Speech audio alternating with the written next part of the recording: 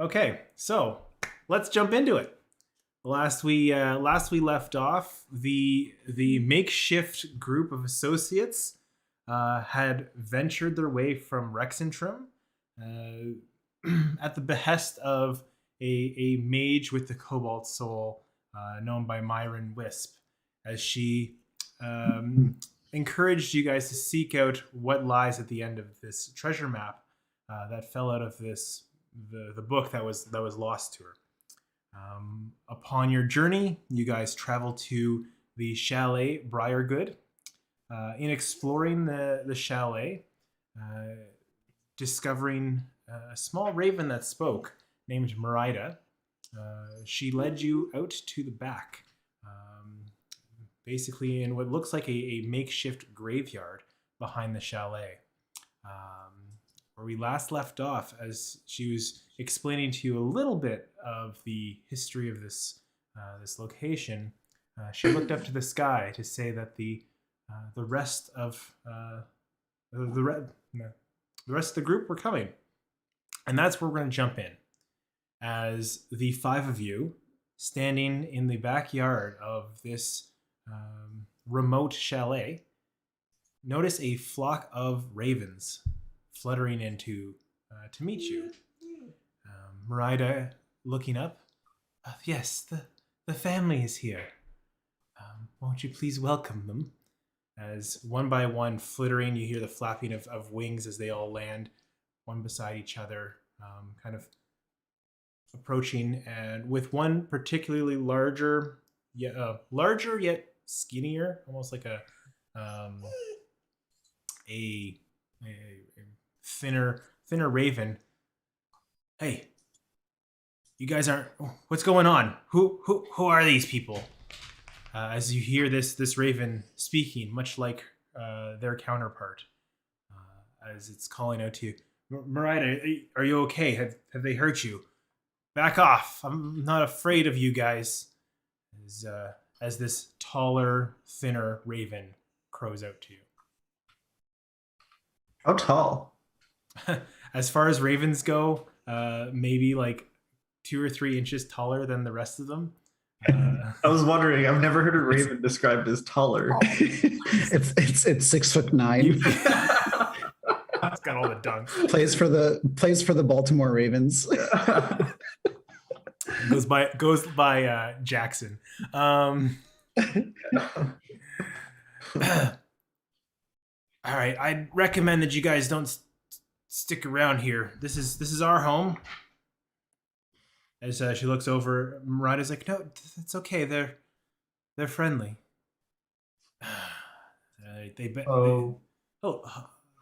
Hello. What are you doing here? Oh, I was just indicating we're friends. As it responds back. So, what are you guys doing here?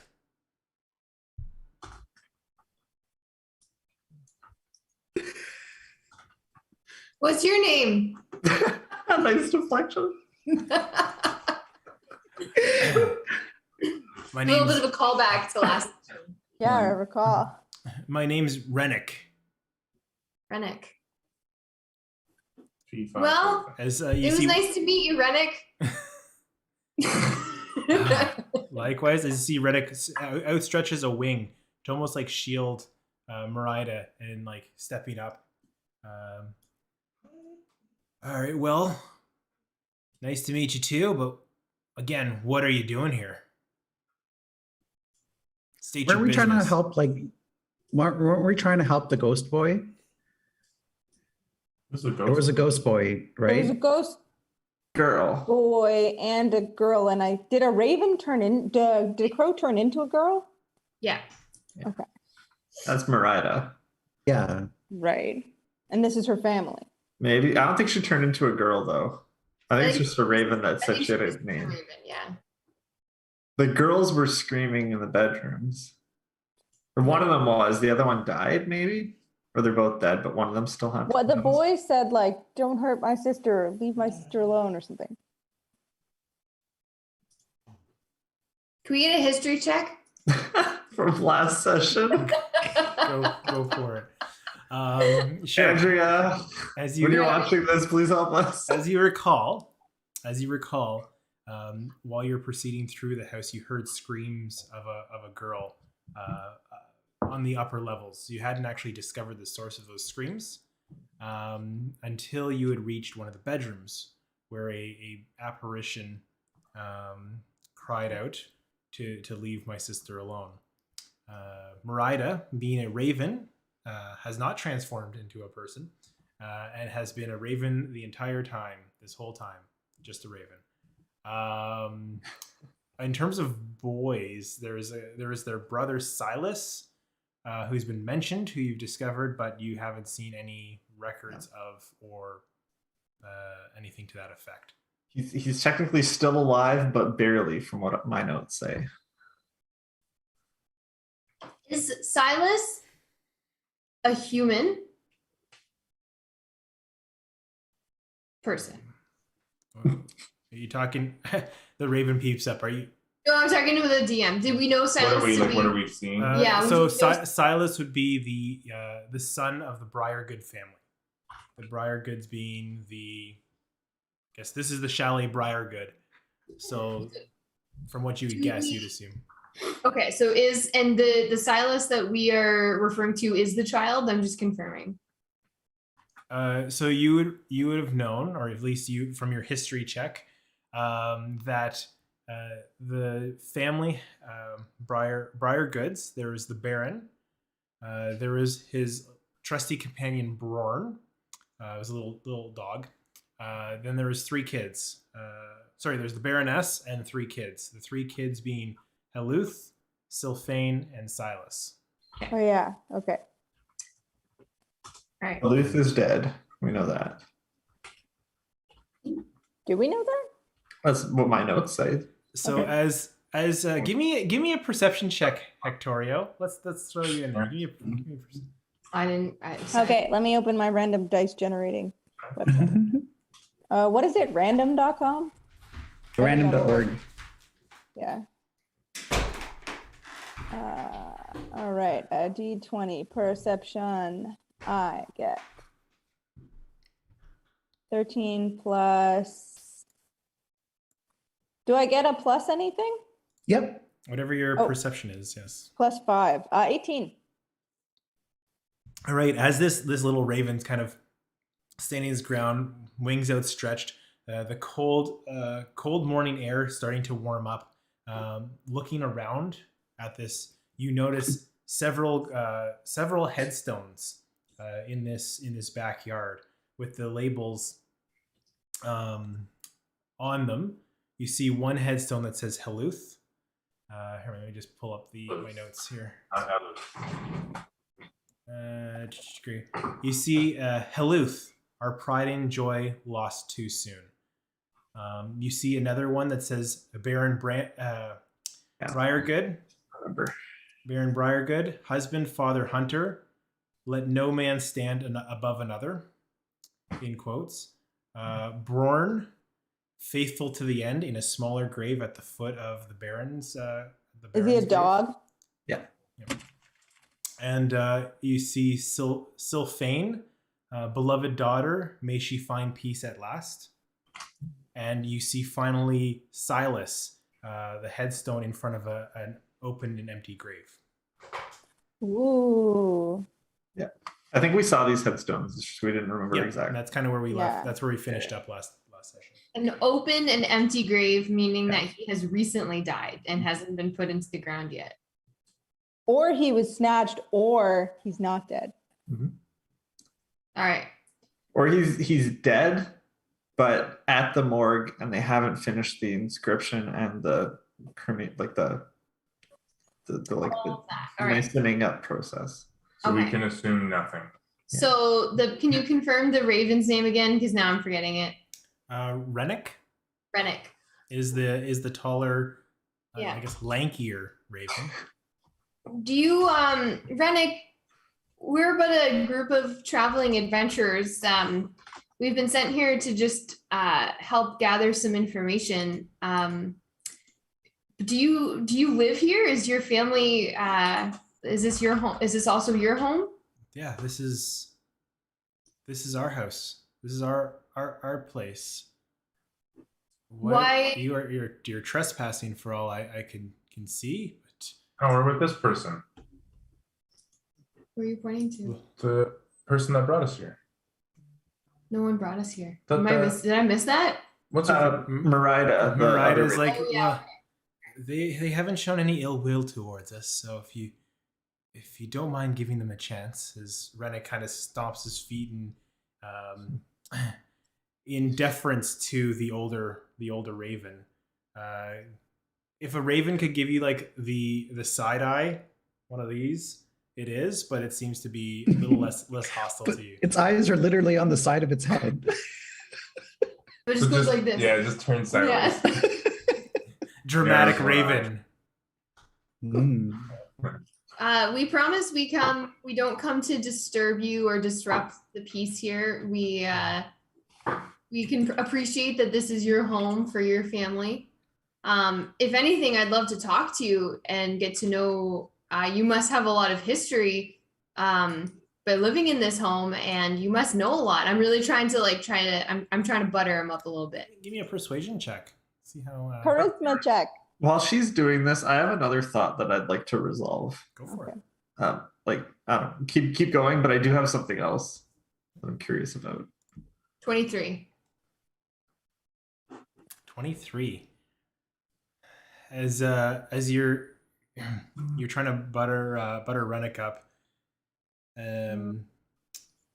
letting his guard down a little bit on the word of Marida. Marida also they discovered one of your chests, and well, they had the chance to take it. I asked kindly, and they put everything back. So I based on their actions, I would say they're trustworthy. And Rennick kind of is like, well, if they're not thieves, then that's the best we could hope for. So, all right, what questions might you have?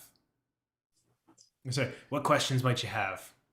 Before we ask a question, can we resolve something? Sure. How are we communicating with them right now? Are they speaking like proper common, or is it squawks that we're hearing telepathically? No, just common. And it looks like it's them talking. Oh yeah, it's very bad animal CG of their Okay. beaks Like going the up and lion? down, Okay. because like I'm not sure if it, they don't have lips, but somehow they're making all the proper intonations to form common words. all right. I just wasn't sure. I wanted to make sure it wasn't some sort of like magic or illusion, or I don't know. You'd have to roll for that, though, wouldn't you? Well, that's why I'm asking Eric if that's what it seems No, it's like. it's pretty obvious that they're just Yeah. talking out loud. Mhm. Well, I'd love to know more about the Briar goods. Thinking about another campaign. I'd love to learn a little bit more about the Briar Good family. Could you tell us about them? Well, It's the whole history. Everything. Tell me everything. yeah, I would say I'll let that persuasion check slide a little bit, as Rennick's like, well, they were the previous owners of this establishment. They were quite a well-to-do family, and very charitable, very honorable in their givings. That's somewhat why they were referred to as the Briar Goods. They seem to always do good in the community, help those in need. They were not shy in spending their money in the name of philanthropy. In fact, anybody that could or would need help from them would easily receive it from this family. From what we can gather, the family had picked up a young woman who had a broken leg. They took her in and cared for her, and brought her here to the chalet on their vacation away from Zadash.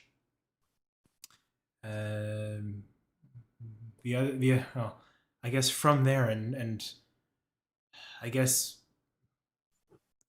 we're not quite sure, but since that person had entered their lives, their younger sons started to change, started to act out, or at least that's what we've we've read. Um, there was an incident where the younger daughter, Selphane, was discovered dead. No one quite knows how, but the mother, writing in her journal, said it seemed like some act of mercy, as Sylphane wasn't the healthiest child growing up, and the mother didn't seem too upset at the loss of her oldest daughter. Ish. But not too long after, the father had left on a hunting trip with their younger daughter.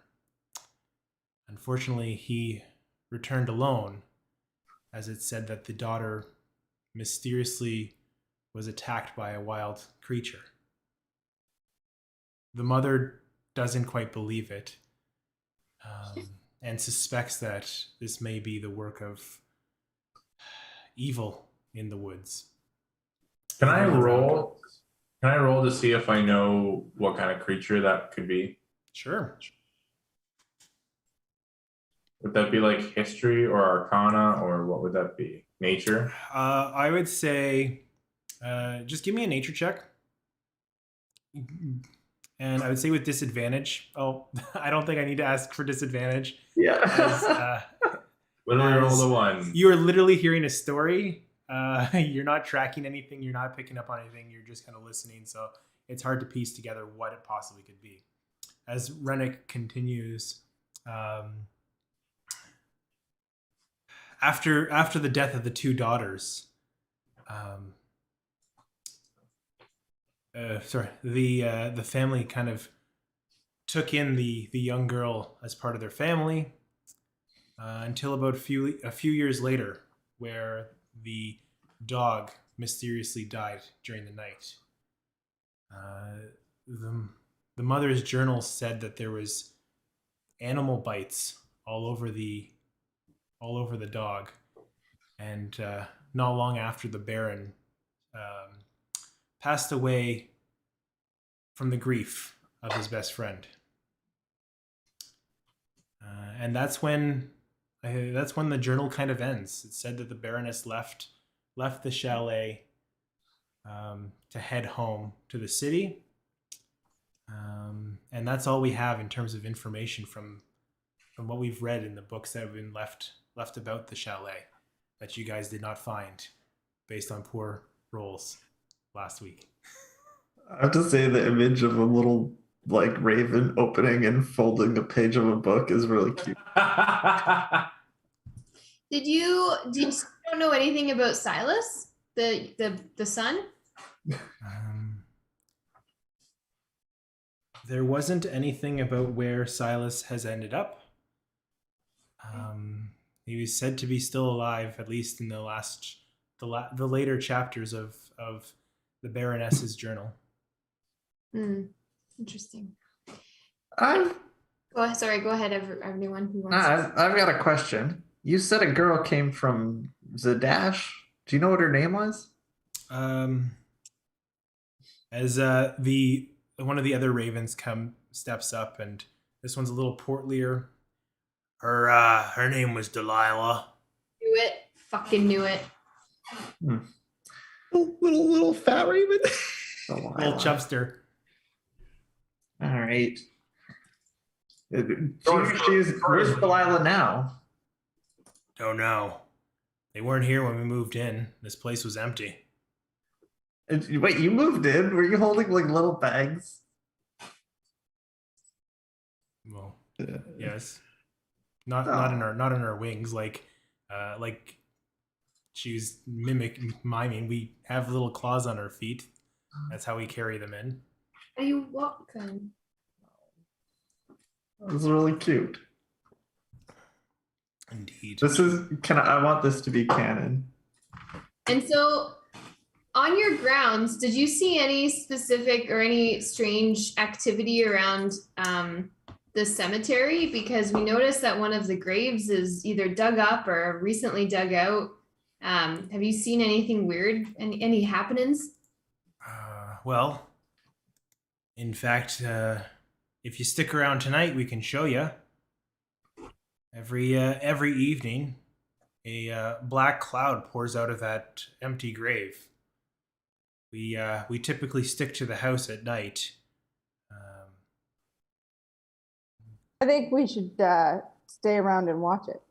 If it's okay with you that we wait around. As long as Marida vouches for you, and sounds like she has, since you guys aren't any thieves. You're welcome to stay in the chalet. Hopefully Vin will be back in town because he's the only one has gone into that black cloud and might know something about it. He lived under a bridge nearby.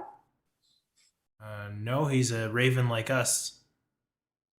Ah, okay. I thought he might have been the guy we met earlier. So you're welcome to the house if you wish. And is there anything else we could help you out with, or anything else that you'd like to ask?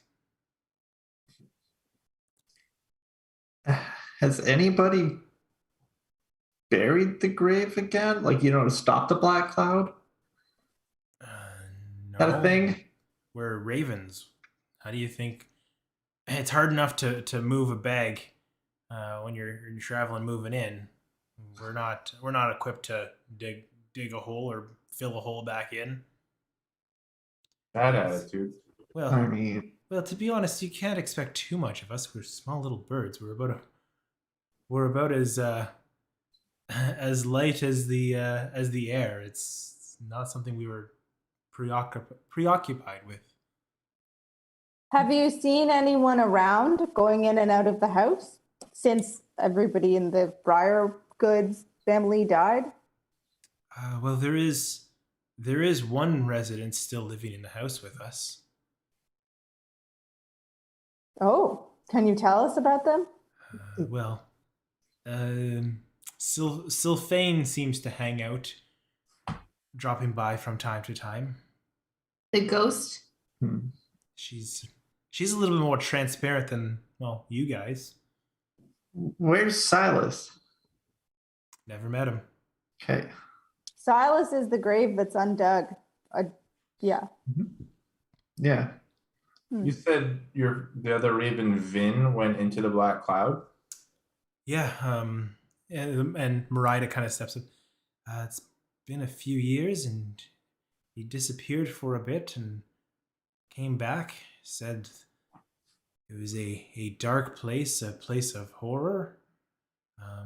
And then he hasn't spoken about it. And to be frank, none of us have wanted to ask after seeing the look on his face. But if you're curious, maybe you can use that persuasive charm of yours to see if he's willing to share any more.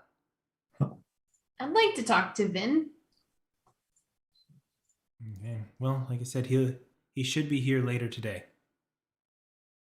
Okay.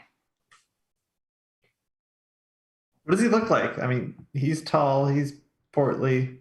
As I thought Vin was a raven. Rennick, he's definitely one of the strongest one of us. He's Got built. biceps? Swole? Is he He's a ripped? real Chad. He's as swole as a raven can get. You'd almost say he's a is a crow bigger? No, raven's bigger. Oh, ravens are bigger. Yeah, raven's bigger. Yeah, he's definitely one of the stronger ones of us. Okay. I just want to make sure I don't want to mix you guys up. I mean, there's a lot of similar features, but like small little differences. Yeah. All right. And you're fine if we just walk around? Yes, feel free to explore the grounds. Like I said, once dusk come, I would caution you to be anywhere outside unless you're willing to take a risk.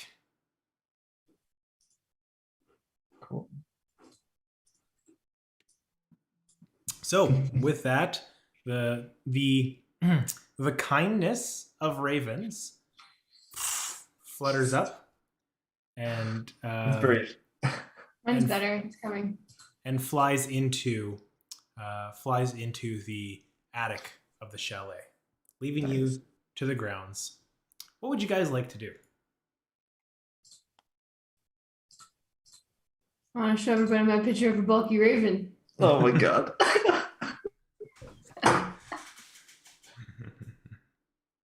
Jesus. There you go.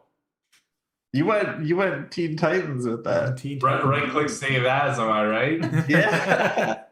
Hey, you know she's like 16? Delete. Delete. It's too late. There's teen in the name, and that's like a baby version. Didn't know that was Teen Titans. I thought you were just joking. Don't come after me, FBI. I'd like to wait around for Vin. So are we interested in the black smoke? But I'm also assuming we've got like Eric, like you said, it sounded like there's still like hours before. Yeah, I Right, feel you- like it's not about to get dark. It's around 11 o'clock in the morning. Yeah, okay, Okay. so we've got time to look around and everything. Do we want to go back in the house? Do we want to explore outside?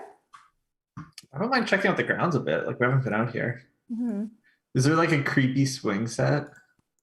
Let me Or it's like just- moving in the breeze. and there is no creepy swing set. There is a garden. As you kind of walk around, there is a garden that hasn't been tended to in years. You can see that there's wildflowers have overtaken the majority of it. Some long sedges that seem to be choking out some of the Hedge. more ornate plants. What's a sedge? It's Yeah. it's like a tall grass. As you notice a single white rose seems to be growing in the center of this Ooh. like the only ornamental flower that seems to be left from the See. rest of the, at least from what you can see just approaching it. As Zoil walks away, what are the rest of you guys doing? Who the fuck is Zoil? I'm Zoil. Oh, Who the fuck is Asked and answered. Gerard or Rivera? it's Gerald. And I fixed it. Refresh.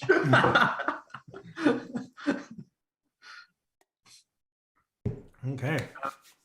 What do we? I don't know if like I'm picturing the that there's not much. I'm not aware of like what else we can. I guess there's like the garden and the like. I investigate the rose, but I don't see why we would. Then don't. Yeah, you can do whatever you want. Well, so in the notes here, thank you, Cam. They said in the diary, the woman, fell and came to this chalet, and she realized they had access to the Shadowfell, a different realm. So,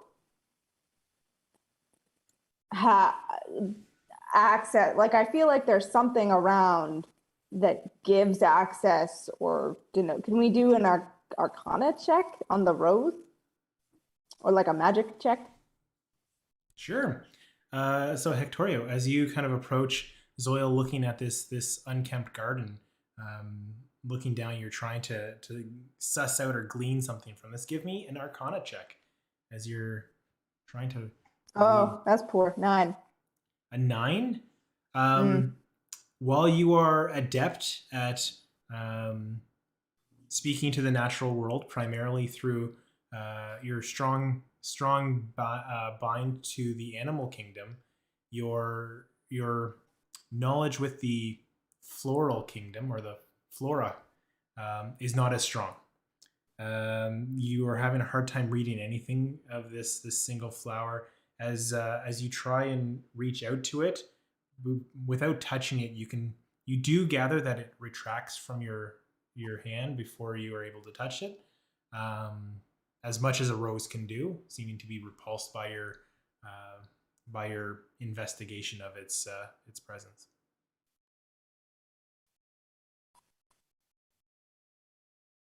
That's all you can really gather from that. Have any of us had a role that we were trying to figure something out be successful? I don't think my character has, and I feel like nobody else has either. No, it's been a fantastic one shot. It's been like our rolls have just been trash. Well, what are we still trying to figure out in this house? I think I'm just waiting for Vin. I think we didn't find anything, but You- I don't know if there was a third level that we just didn't go to. No, we didn't go up yet. We haven't looked around the whole house. There's a lot of it still. Oh, Yeah. There's nothing else outside except for this garden that we can see in the graves. That's it. There's the garden, the graves. The grounds have been largely untended to. There's a stone fence that wraps around the chalet itself. Mhm. And beyond the chalet, give me a perception check Right. as you're kind of looking around. Fuck, that's on an edge. Bullshit game. 13. 13. This chalet, as you've kind of known, is in the middle of the woods. So everything outside of this wooden fence is more or less heavily treed. Other than the path that led you into the chalet, it's just thick woods and thickets.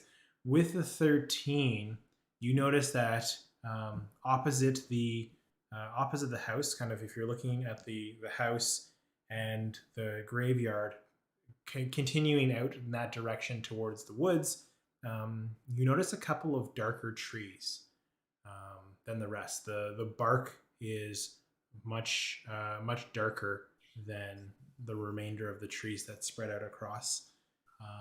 And as you approach, you can tell that it is a different type of tree altogether. And they're kind of scattered off in that direction. Is it Zirkwood? Yes. As you close in, you are able to assert that it is. Is it weird that Zirkwood is growing here? Give me a nature check. It's the same material the book is. Yeah. 16. 16. Zirkwood doesn't typically grow above ground. Weird. Guys, I found something. I go over. This isn't supposed to be here. Is that it?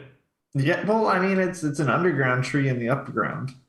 Like, I'm not a tree expert. I'm not an arborist. But like, do you think this is from the Shadow Realm? Oh, we could speculate till the centaurs come home, but that doesn't do anything for us. Oh, wait, are there centaurs here? I'm a centaur. You literally. No, I mean like more. I know you're here. We came across the centaur under the. Yeah. Listen. Oh, was that a centaur? I didn't realize. Okay. Wasn't it? We spoke to a boar that turned into a centaur in Witchwood. Okay. Close enough. Is there anything else about the like? Do one of you guys want to check out the tree? Like, I found it. It's cool. We're all over here. These shouldn't be here. I mean, this is kind of like Scooby Doo and the Mystery Gang. You find a clue and you got to investigate it a little bit more. Like, anybody want to check it out? Sure. I do think we should also check out the top level of the house. I'm up for checking out both. But- We can split Yeah. the party. Well, we can still do one. Like we're right here. We can do this one. All right. Who wants to check it out? Unless you want me to. I found the tree. Go for it. Okay. I mean, I'll go with you so you don't go by yourself. I'll be there, but Oh, okay. is anybody good at checking things out closer? Investigate. You mean? Oh, I have good perception. Yeah, so- we found it it already. would be investigation. Oh, it's investigation. I'm more of a people person. Sure, I'll do an investigation. All yours. Somebody who's good at it so we don't fail everything. Oh, I'm not good at it, but maybe if I Wait. generate a number between 1 and 100, Wait, I'll wait, get like wait. 10. Wait. Can I help you? Oh, you know what? I used it already. I want to use another one. No, you just do it. All right. Oh, 7. God. As you look through the tree, you notice that these trees seem to be younger than the older growth forest. That they obviously have sprouted up more recently than some of the other growth. You notice some scratches on the tree, but not much else as you're kind of pouring out. Hmm. These scratches as you look almost look like claw marks. Okay. Can I do an animal check on it to see if I know the claws? Sure. Or never mind. I have animal handling, but that's not. Would it be nature? Like Nature check. +3, baby. There we go. 21. Tell me everything about it. Finally. As you're looking through, you gather that these claw marks, aren't of any animal that you are familiar with. They don't look like bone. Like claw is usually just extension of bone that rips through. It almost looks like something blunter that is cut through, or something sharp, almost like stone cutting, like a stone edge cutting through a like a tablet or etching into this wood. Okay. In terms of like the type of scoring that you see. Like if you had like a chisel, like on Yeah. stone type of look. Okay. Yeah, or like using a stone, like an actual piece of stone to chisel something out. But it's in the shape of a claw, like a scratch. Yes. So they're faking it. Oh no! This is Eric just remade. What's the name of the movie? I was gonna ask what Eric's Netflix playlist has been lately, if we know what movie this is based off of. When The Village. when Gerald investigated, did his vision turn like really muted, and then like red things popped up on the screen for him to investigate? Just wondering. No. Thanks, Miranda. Oh, from Witcher. Yeah, I get you. thanks, Miranda. I did not enjoy Witcher. Nope. Well, You just kick you off right now, Eric. So, Mm. all right. I mean, there's nothing else out here. Okay. So like note to the party that these don't look like animal claw. I know all about animal claws. So, like, short of I'm literally talking to the animals. I don't think we're gonna get anything else out here. Hmm. let's look at the top floor. Okay. And the basement, actually. I don't think we went to the basement. There's a basement. Can we get the link again, Eric? Is it the same one? We really fucked up that house. Yeah, I can send you the link. I'm pretty sure there's a basement, and we didn't go in it. I think you're right. Yeah, the old link doesn't work. I will send you a new link. So this is where you find yourself outside with Marita, Renik, and Tasper. They've all flown up into the house. Oh, guys, Vin's over here. Vin is not there. I just got him out. Flies away. Never gonna catch me. All right. So you guys want to explore the house or the upper floors or the lower? Yep. Yes. All right. So as you enter back into the house, that's not a problem. Getting up to the second floor, I'll jump us over there as you guys find yourself on the second floor. Going back into the study is where you saw the staircase up. You're able to get that, no problem. As you wish to head to the third floor, I'm gonna drop you guys back in here. One, two, and Interesting. Looks like there's some body marks on the floor or blood on the floor or something. But we can't see that. That's true. That's through the wall. through the wall. All right, where's my? Okay. All right. As you go up the stairs, you enter this room where the attic kind of closes in to the peaked roof. So the rooms themselves are very much an attic space rather than a floor. You notice there are dust blankets covering everything in the room. including a stone hearth that's in the middle of the chamber. It's on the northern wall, as you can see, kind of in the diagram. Above it is an oval mirror mounted, and it's the same shape as an oval rug on the floor. Against the west wall across, hidden behind a curtain of cobwebs, basically from floor to ceiling, you see a bed sized for a young child, a rocking chair, and a shelf lined with dolls. You also find a wash basin in the south part of the room. There's a small little window that looks out over where you can see is now the graveyard, which likely was the backyard to this house. And above the little playpen in the corner, a wooden playpen, you see a mobile made of colorful painted fish on the ends of hooks. And there's no door to get out of this besides going back downstairs, right? Not that you can tell. So to get over to those other rooms, we have to go across on the second floor and then go up the other set of stairs. That was the circular one. Mhm. No, I'm talking about the Oh, other you're two right. Like rooms. they're not even. Yeah. So this Is there is any- a nursery. Yeah. Is there anything weird about the wash basin, like markings of like a child that died, like I don't know, like blood or anything that like? As you look through the room, no, it looks very dusty and old. There wasn't like a gruesome murder here that just never was cleaned up over years. Yeah. Okay. Yeah. Nothing of, I guess, foul play is showing up based on your question. Except the ravens. Are there any Foul name- play right there. Yeah, you go. I got it. Yeah. You're supposed to laugh. Oh, I didn't catch that. That's are there good. any names on the walls? You know, sometimes people put like the child's name up on the wall.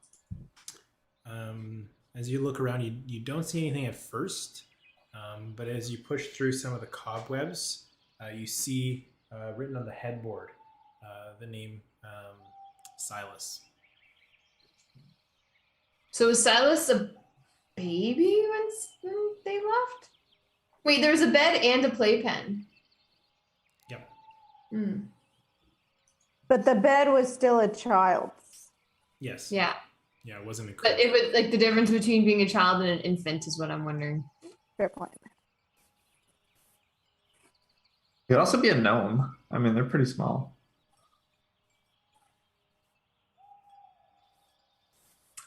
Huh. Okay. Can I go investigate the dolls? Sure. Fucking weirdo. You always go for the dolls. Why is this a thing? You grabbed the doll in the last one, I didn't did, you? right? Yeah. When we were doing the Phasmo house. Not great. Give me an investigation check. Can I use my inspiration from last week? The bardic one? No, I Or already used that. I had another inspiration. Did Eric give me inspiration at some point? I don't think so. Okay. I know I had it. I'm not gonna use it. Don't worry. It's cool. The dolls look great. As you start to look through the doors, the door swings shut and slams, leaving you all in this room. As you hear, please don't touch my dolls. Zoom tight. Thank you. Silas. No, Silas is long gone. I've kept some of my more precious things up here where no one can see them. Maybe. As she's looking over. Oh, you've smudged it. As the dolls that you were kind of pouring over. Oh, you've smudged the doll's face. Oh, you're going to pay for. Oh, no. You touched my. As you start to see that ghastly figure of Sylphane apparate in the room around you. Let's roll initiative. Come on. Here we go. Roll better. All No. right. Okay, so I'm gonna go around. Jennifer, what did you have? 10. 10. Da-da-da-da-da-da. Gerald. 16. All right. Zoil. Fucking nat 20 or 21. All right. Hectorio. Yeah. 15. Okay. And Lunia. 8. Okay. All right. As this thing appears, you see the translucent form hovering in the center of this room, looking out towards you. Let me just get a token here for you guys. I like this one. This one's good enough. As you see Sylphane in the center of this room, she's like, "Leave my dolls alone!" Starts to scream out. Zoil, you kind of have a chance to act first, being away from this creature, giving you a bit of a jump on it. What would you like to do? Oh, there's no time like the presence. And he just pulls out his gong and whacks on it, casting fairy fire. Okay. Casting Fairy Fire. Is that everything in the room? It's an area, but I believe I can choose who it affects.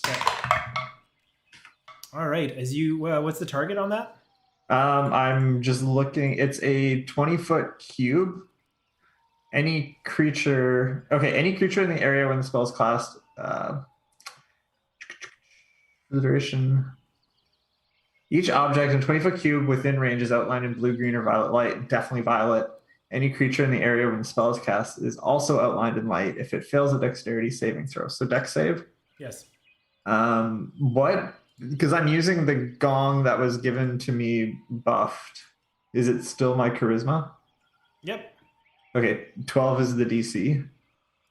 Okay. For the duration, objects and affected creatures shed light in a dim 10-foot radius. Okay. As you see this creature, the purple, the violet light starting to reach over, and she's like, "No, your magic's no good here." And it throws her arms off as that violet light wraps to the hits the ground. Objects in this room, this child's room, start to glow purple. But I do like the color. Okay, spoilers. It's everybody. It doesn't say anything about choosing the creature. So everybody. Dex save. Everybody has to roll a Dex dexterity save. save. Okay. This is important because you can't go invisible. I got a 14. 14. 5. Okay, so 9. 5 and 9s both fail. Any attack roll against an affected creature or object has advantage if the attacker can see it. Okay, so who failed? I failed. And Yep. Eva. Okay. Nice going. Yeah. Way to debuff. Hey, I mean, if it was going to go invisible again, we need to know where it is, or it has advantage anyways. There you go. So All right. if I try to cast a spell that she can see, No, if she attacks you and she can see you. Yeah. So Gerald, as you see this glowing cube of violet light wrapping around some of your party members, the objects on the floor, you are inspired to attack with this ghostly figure floating in the middle of the room. I immediately cast. I know that from my background. I know that ghosts probably take less damage from physical, so I cast Mind Sliver. Mind Sliver. Ooh, okay. Succeed on a intelligence saving throw. Unfortunately, they do not succeed. So fortunately, they do not succeed. And they only have to beat an 11. Did they beat 11? Okay. 1d6 psychic damage, which I'll roll, and then they subtract 1d4 from the next saving throw it makes before the end of my next turn. Okay. So 1d6, so 4 damage. 4 damage. All right. As she shrieks, "Ah!" and the head starts to just like hold her head from the pain that you've inflicted on her. "Oh no! Don't like that. That hurts." Mom, they are mean. As Hectorio, you're next up as this thing is shrieking and wailing out.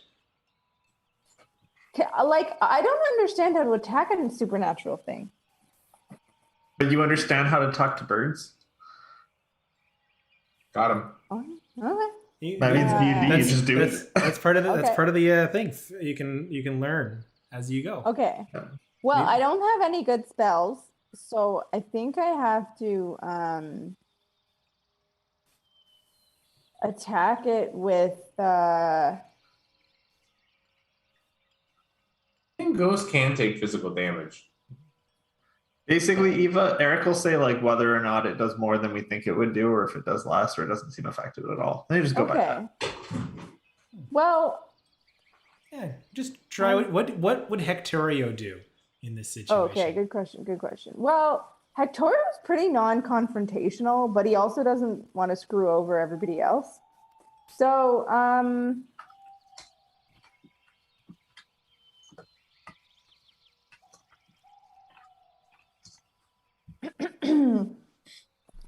can I try to distract the ghost Sure. How would so you do that everybody else can kind of go down the stairs? By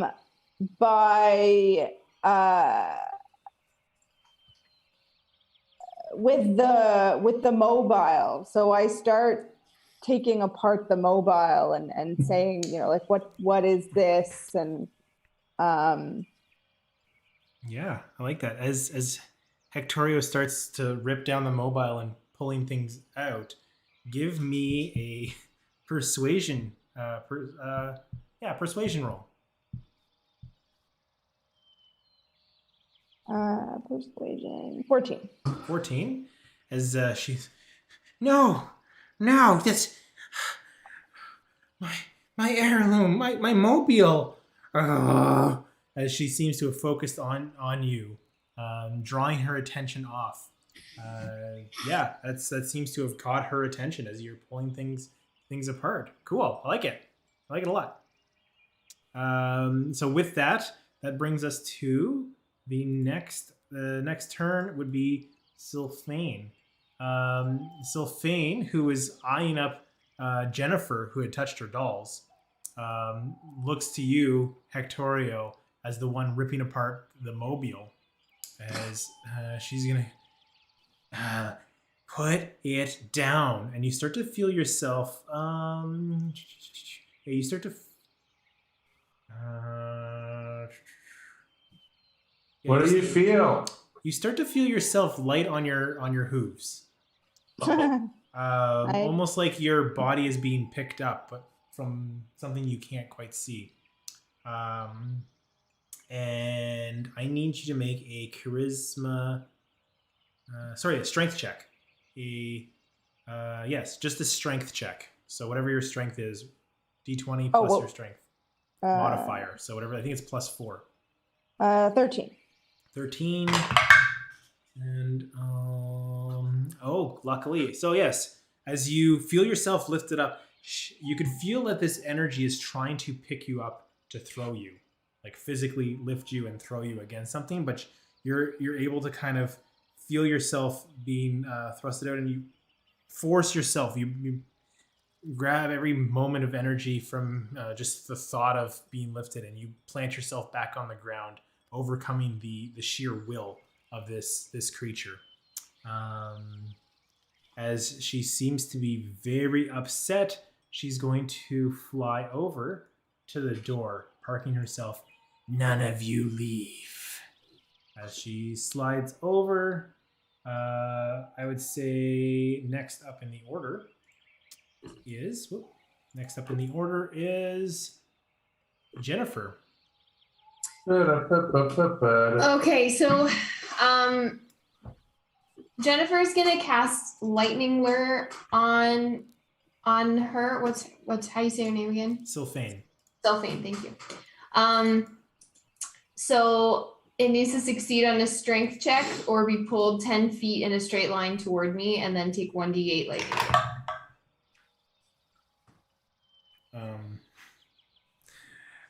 So as you cast your lightning, you see this bead of lightning fly out with tendrils reaching back to your hand as you almost like whip this thing to pull it towards you. And you see it completely wrap around this child of a phantom, and you start to pull her. Roll your damage as you also pull him towards you. 6 damage. 6 damage. All right. As you get the sense that it was very easy, that you just pulled her in like it was nothing, and just, no.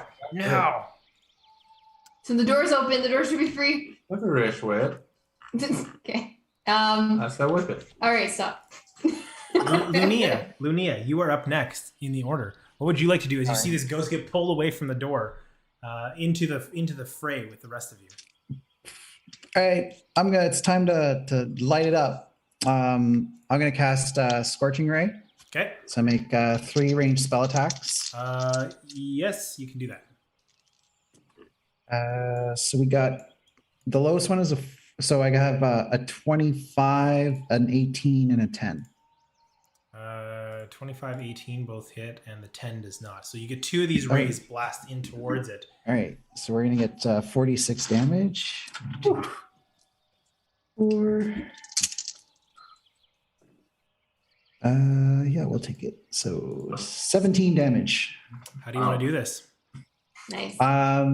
Like the first one like misses and like it goes over her head, but then the next 2 like find the targets, and then like it's like slowly consumed in flame, and then it just turns into this pile of ash in the door frame.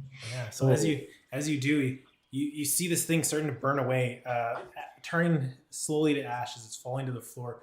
It's working its way up the body. You hear this little girl scream as she's, no, I don't want to go. I don't want. No. Now you're making me feel bad. I got out of there. It's too scary. And then you see the rest of the face burn away as the ash puddles on the floor, seemingly Successful exorcism. ending the encounter. Congratulations, you killed a little girl. All right, what would you like to do next? Wow. I have a question, Eric. The gong that Radkos imbued with magic, is it just like charges, or is it one-time use? It's one use of each spell per day. Oh, per day. Yep. Cool. Thank you.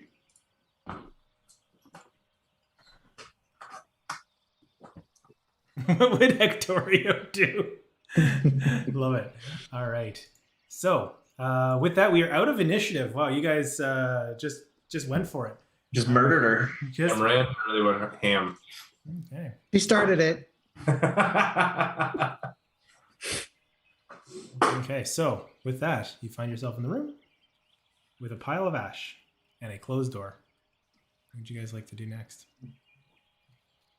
We didn't really get any information from that. No, I was thinking we maybe should still investigate some of her stuff. I don't know. Yeah, we killed her. Let's go through her Fuck stuff. with those dolls more. I'm gonna go back and look at the dolls again. She said that she left her important things up here, so there might be something else. Yeah. I want to check the door, just make sure. Like, does it open now? You go over. It takes a little bit, but you're able to pop the door open. I'd say you're strong enough to do it. I would say lesser members would not be able to open the door, but either you or Hectoria would have no problem. I only have a +1 in strength. Okay, you have a trouble. Give me an athletics check. I thought you had a higher strength. Wow.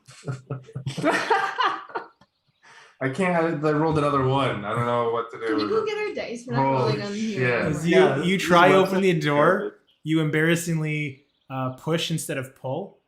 As Hectorio comes over and shows you the right way to do it, is pulls the door open. I got you, bro. We all got those days. I can't even do a simple thing like open a door in this game now. That's what I'm reduced to. All right. So I believe Jennifer was exploring the dolls a little bit more. Yeah, I want to but this time I'm gonna take some more time. Okay. As you work through the dolls, give me an investigation check. Lunia, what are you doing while you're in this room?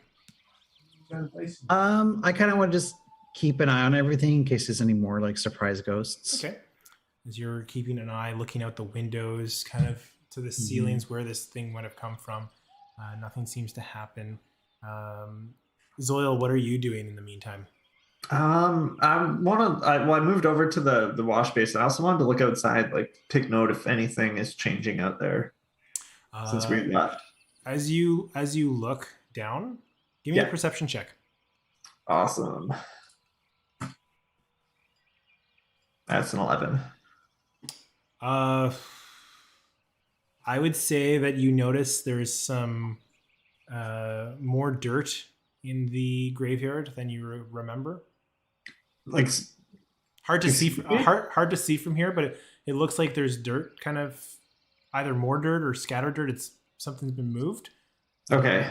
but that's Okay. All about all you can gather from this vantage point. right. Hectoria, what are you doing after you open the door gently for your associate? I'm gonna go downstairs. Okay, leaving the group, you see Hectorio head down the stairs early. Jennifer, as you're looking through the dolls, what was your investigation roll? This time it was a 13. 13? That'll do it. As you're kind of looking through the dolls, they're mostly softer, kind of like child's doll. As you're kind of picking them up one at a time, then you pick up one that seems a little heavier and a little stiffer than the rest. As you kind of catch attention from it, you notice there's something inside this stuffed friend. Yeah, I'll leave it at that. I take out my dagger and I literally just cut it open. Yeah, you cutting open this doll, ripping its torso, pulling the stuffing and the fabric apart. You notice a small little blade inside. Unlike your own dagger, you find what looks like a silvered dagger inside. Silver dagger. You start stabbing other dolls. Would I know anything about silver daggers? That it's shiny, silver. Oh, okay. So It's good for killing werewolves. does it? Oh. Would I know any? I showed this to Gerald. Do you know anything about this tiny dagger? Do you know anything about silver weapons? Gerald of Riviera? Gerald of the Riviera. I'm going to say you don't need to make a roll because I think you're so proficient with silvered weapons Thank you for letting me not roll. that you feel like risking your own knowledge and you just kind of blurt it out. And you know that silvered weapons are particularly useful against lycanthropes in particular, as well as some types of undead creatures. What's a lycan? I ask Gerald. What's a lycanthrope and other undead creatures? Can you tell us more about that? Tell us all you know. It's a wolf and people who aren't living creatures. Hey, can ravens be lycanthropes?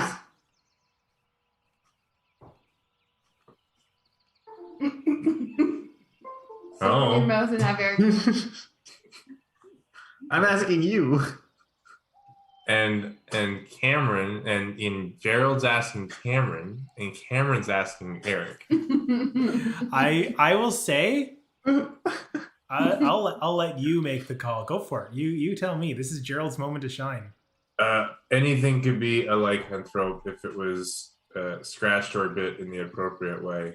We could all be lycanthropes right now. I attacked Gerald. The most sketchiest answer. Okay. All right. As Zoil takes a swing at Gerald, and doesn't connect because he can Whoa, anticipate. whoa, it. hate the game, not the player. There we So go. I wonder if a lycanthrope killed the what's her name again? Sylphane. I wonder if a lycanthrope killed her, and that's why she was. Maybe she knew someone in her family had turned into one, and that's why she was hiding this tiny dagger. Like Silas. I was gonna say, is Silas not the most werewolf name ever? Silas is actually a name that we heard when we were watching a movie like a year and a half ago, and I can't remember if we were watching with Lee and Eric, and you commented or somebody did and said that would be a really cool evil D&D character name. And I wrote it down to use, and Eric has now used it. Oh, do not Google Silos werewolf. Well, now I'm gonna Google it. No, don't. That's the whole campaign. Oh. No, this is not campaign related, but it's on Etsy in the sex toy section. And Hey, you get what you ask for. I mean, all right. So, what do you guys like to do?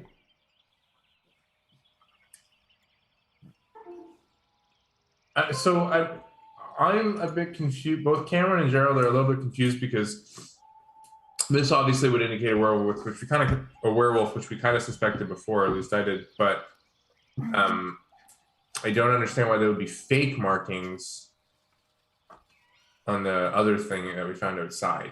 Unless he's a mechanical werewolf. Ooh, What's a mechanical werewolf? I don't know, but it sounds cool.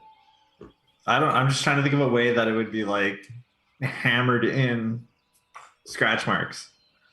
Like if the claws were pistons. Or at least someone trying to make us think that there's a werewolf. But there's like a knife that is like hidden. Yeah, but if she thought there was a werewolf, Yeah. maybe they've been trying to make them think there's werewolves for years. Exactly. When the truth is Why would worse. she hide it in a doll? Wouldn't she just have it out? I don't know. Like it seems like she was trying to hide that for some reason. Wait, there's got to be another knife nearby. How else would she get the knife out of the doll unless there was a knife to cut that open? So we tear apart the girl's room. I look under the bed. As you look under the bed, I will say you could toss the room. If you know what I'll do is I'll do this instead of you making a check. If you're gonna like check every inch of this room, it'll take you some time. So some of the day passes, but I will tell you what you find. All right.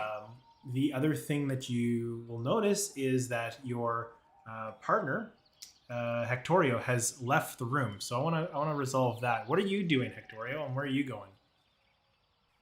I think the room's pretty small, so I'm just leaving them to look Yeah. in it. I want to go and check out the round room more. Like, I don't know why the round room is destroyed and none of the other rooms are destroyed. Yeah. So when you went down to the second level, and that's where you met the Raven at first. Yeah. That staircase up to the upper level or the upper attic was destroyed. So being able to climb up there would be it wouldn't be an easy task. You'd have to find some way to get up there because there is no. But like by fire or by how did You Or gather was it there's just natural? splinters of wood all over the place, embedded into the walls, like it almost like something exploded in here. Okay.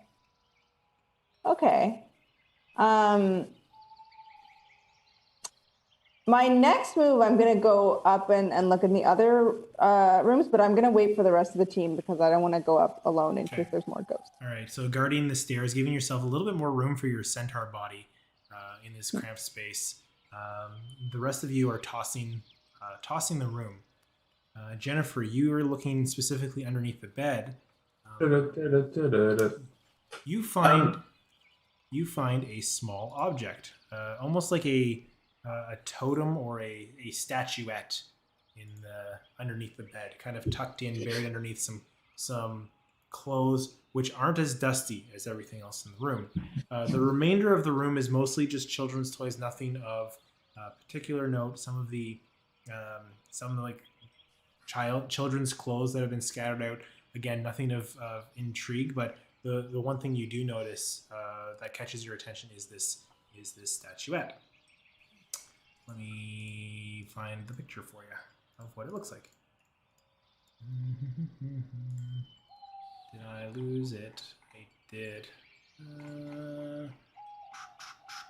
There we go.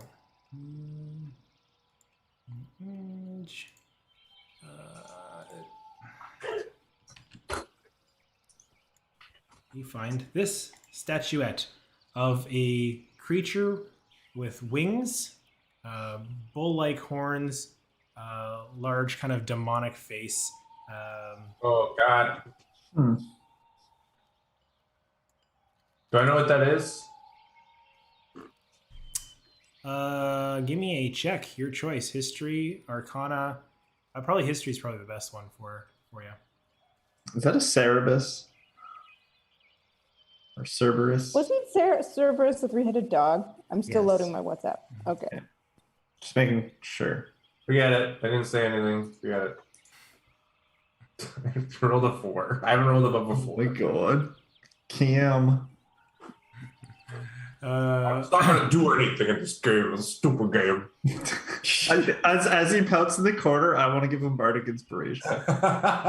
You can do it. Okay, yeah, you've got Bardic Inspiration. I believe in you. roll a d6.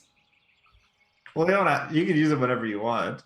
Yeah, I don't want to use it now. It's I rolled a Maybe 4. I mean, canonically, it's because he's so bad at these things that I'm like, I'll give you some help.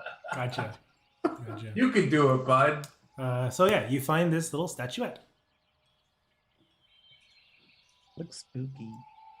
Does anyone in the party know anything about this little guy? I pointed around. Does this look familiar to anyone? What would it be, history or? Yeah. History would probably be the best, or Arcana. That's a 19. For history, Yeah. you recognize the figure as a depiction of the demon lord Orcus. Oh shit. Oh shit. That's a bad dude. Add on. Yes. As a fellow orc, that does look Orcus. Orcus, the demon lord of the undead. Hmm. Why would this tiny child have an Orcus and a silver blade? So the silver blade is to kill the undead, which Orcus is a demon lord of. So Where would anyone get a statuette of the Orcus? maybe they 3D printed it. How would she have one? Who would have given it to her? A tiny child wouldn't get that on their own accord. As you continue to toss the room, you find a 3D printer.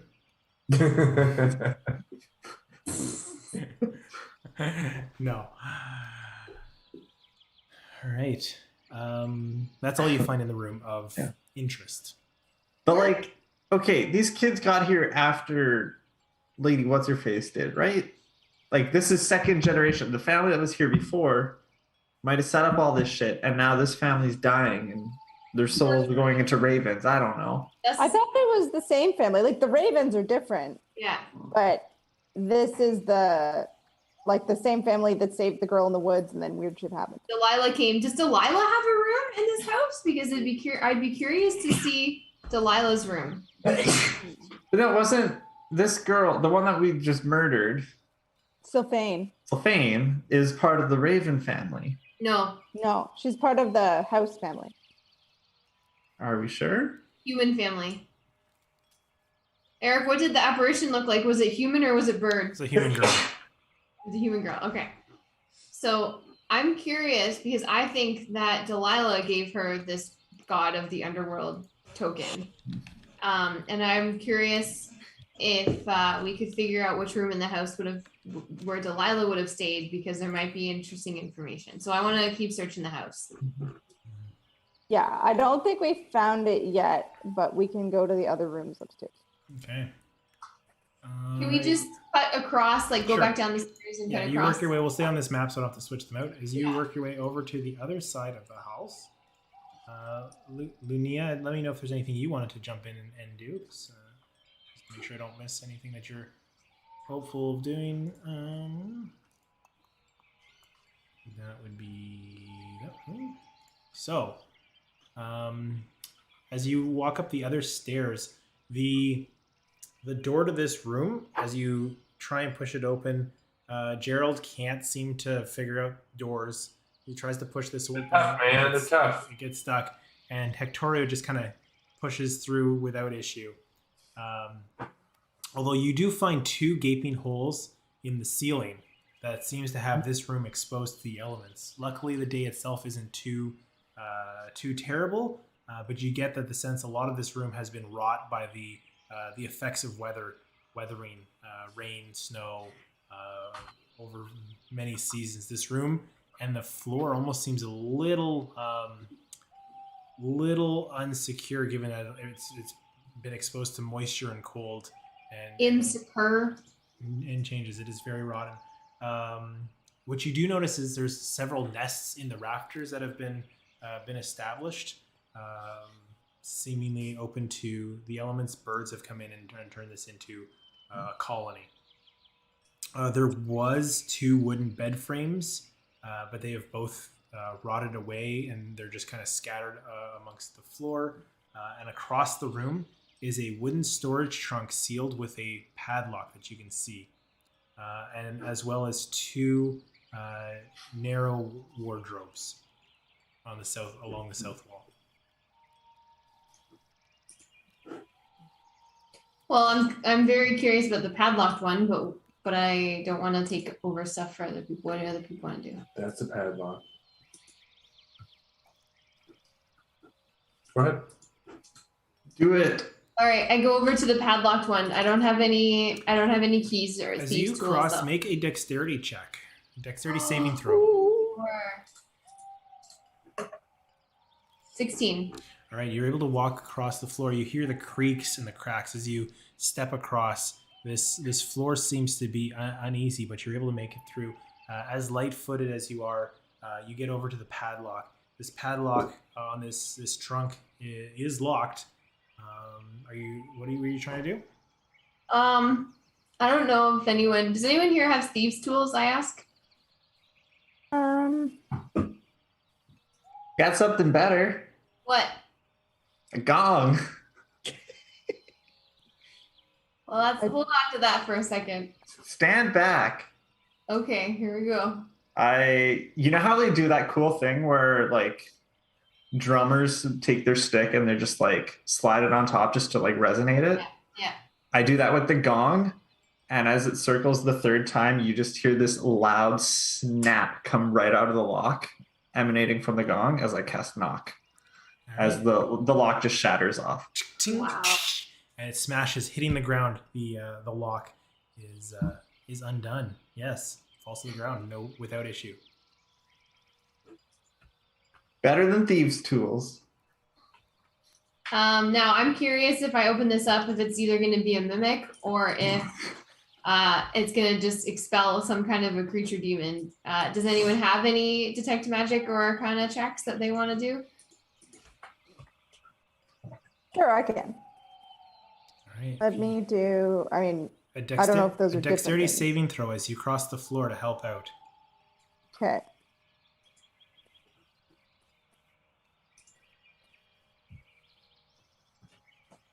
Oh boy, that's awful. 4. All right. As you see Hectorio crossing the room, the weight of the centaur, seemingly not as gingerly crossing the floor, the clomping of your hooves puncture some holes through the floor as you see Hectorio just drop down to basically her body, or his body, as it hits the floor, not breaking through, but if you were down below, you'd see All 4 legs. you see the four legs below as they've punctured through, That's great. and you hear the floor just crack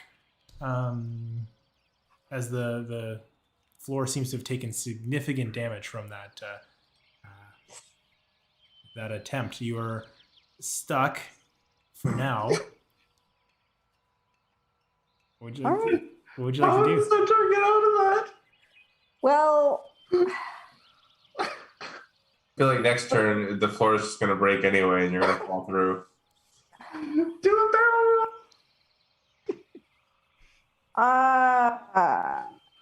okay. I am going to.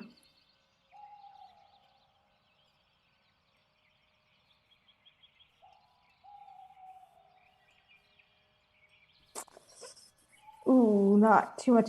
Can I try and like roll over, like pick my hooves up? Okay. Give me another dexterity saving throw as you try and pull yourself out of this predicament. Flail. I'm You're flailing flailing. with intention, but nonetheless, 8. and she goes through the floor. as the flailing trying to kick up, you pull one leg up and you just hear a crack. The floor collapses as a large hole in the middle of this room hits the bottom. You're going to take some damage as you fall through the floor. Of course, that's a 1. You take 1 point of damage as you slam and hit the floor below. Almost like you knew this was a risky attempt and you prepared for the worst. You see all 4 hooves kind of like gracefully landing on your feet as the wood crumbles around you. Everybody else that's in that room make dexterity saving throws to see if you are able to stay in that room or if you fall in with her. We're all in that room now, right? Nope, I'm through. I fell. Okay. 6 I points of got an damage. 8. 6 points of damage for Zoil and Lunia. I rolled an 8. 4 points of damage. And, I'm a 16. and you are still up next to the unlocked trunk. The rest of you falling to the floor below. You are able to get back up the stairs if you wish, but the room is now basically like ripped through the middle of the room. You'd have to jump the gap if you wanted to get over to where the padlock and the wardrobes are. But Nope. Jennifer's there. I just opened the crate. You open the crate to I just opened the find Mimic. no, not a mimic. As you open the trunk, you find a bunch of hunting paraphernalia. It looks like the Baron's old hunting gear. You find studded leather armor for anybody that wishes to take it. can wear that. You find a leather helmet.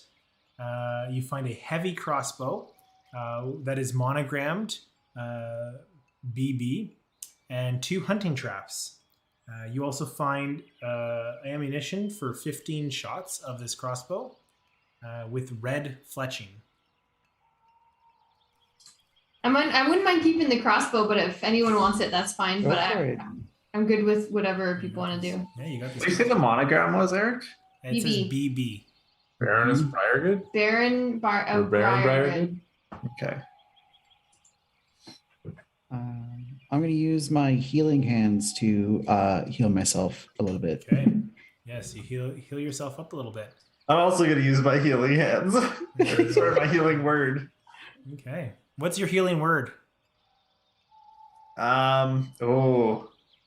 Like, while Lunia just touches herself, you have to say something with that spell. The word is going to be rage. Rage. All right. As you Rage. you start to feel yourself healed up. All right. I'm gonna jump back into it. You do anything else up there, Jennifer? Yeah, I'm gonna stay up there because I want to keep looking around. I'm just hoping that everyone comes back up. Well, as you do look around, there are the wardrobes that next to seemingly unlocked. If you are looking around or looking into them, you'll notice that there are those wardrobes are filled with clothing, several robes, sashes. Let's see. There are robes, leather sandals, and red sashes filling these wardrobes. What color robes? They are What color robes? black robes. Ooh. Is it the Cerberus or something? No. Cerberus is red and black, isn't it? It was Are red. they like particularly? Are they unisex? They are varying sizes. Yeah, from medium size to large. They could fit all sorts of different types of people.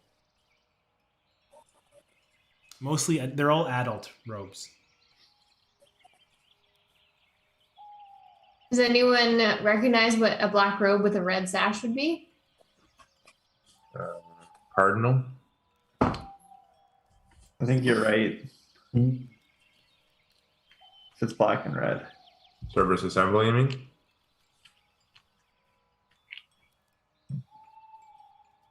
Okay. Cool. What's everybody doing? I want to go outside. I think somebody, maybe Jennifer, should go to the next room and see what's there.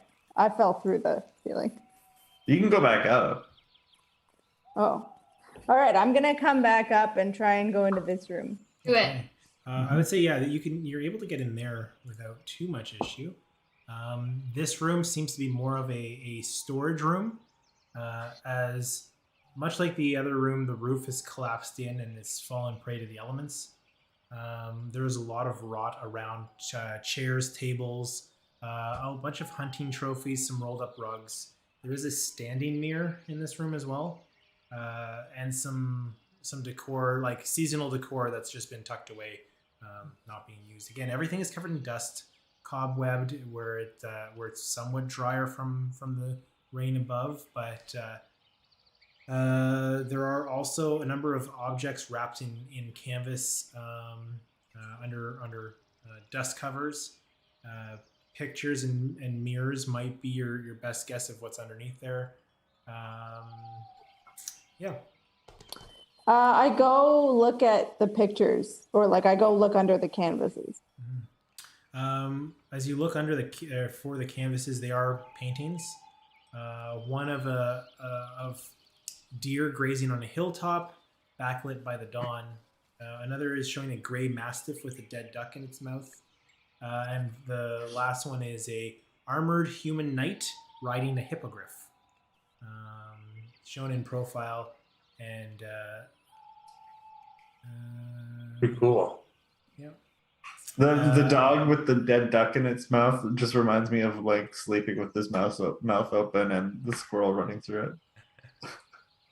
Yes, very much. And then finally, the last image appears to be a portrait of the Baron himself, seated in a chair with a gray mastiff, similar to the one in the one with the dead duck. Yeah, pet portraits. I got it. Sleeping at his feet, with a beautiful woman standing by his side, seemingly his wife. The Baron looks like a stout man in his 50s with bags under his eyes. The one hand is gently resting, the Baroness has one hand resting on the Baron, and in the other hand is a bouquet of white roses. They look very aristocrat and very in love with each other, based on how this portrait's Aw. depicting. Yeah, but the point is there's white roses and there was creepy white rose in the garden.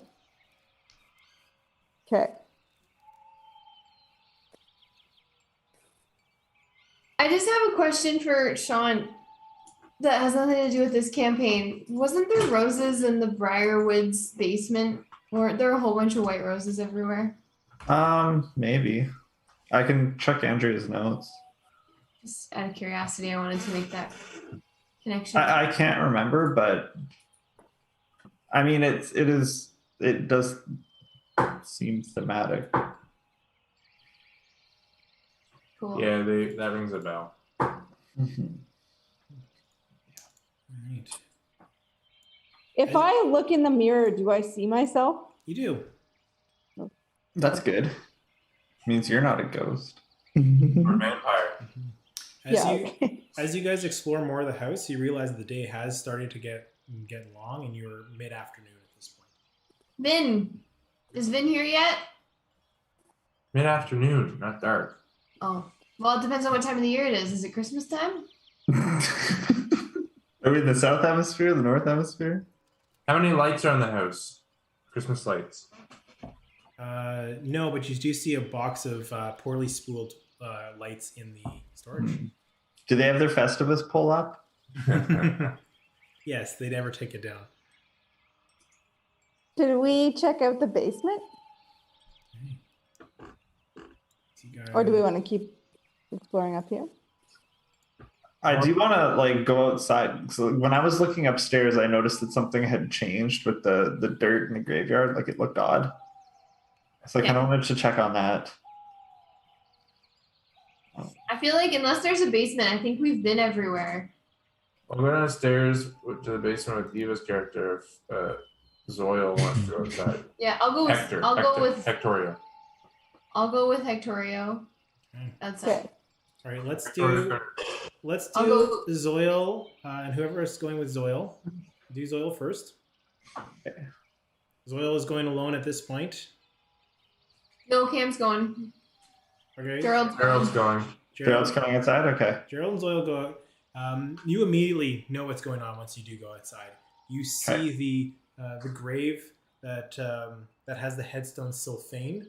Yeah. Dirt has bored a hole, and some of that dirt's been tossed up, basically scattered everywhere, mounded around this, as a hole seems to have burrowed into the grave in front of the headstone reading Sylphane. How big? The hole itself burrowed is maybe 3 or 4 inches in diameter, and seems to get dark because you can't see as it looks down. Do you stick your hand in or do I stick mine? Ready? Out of 1.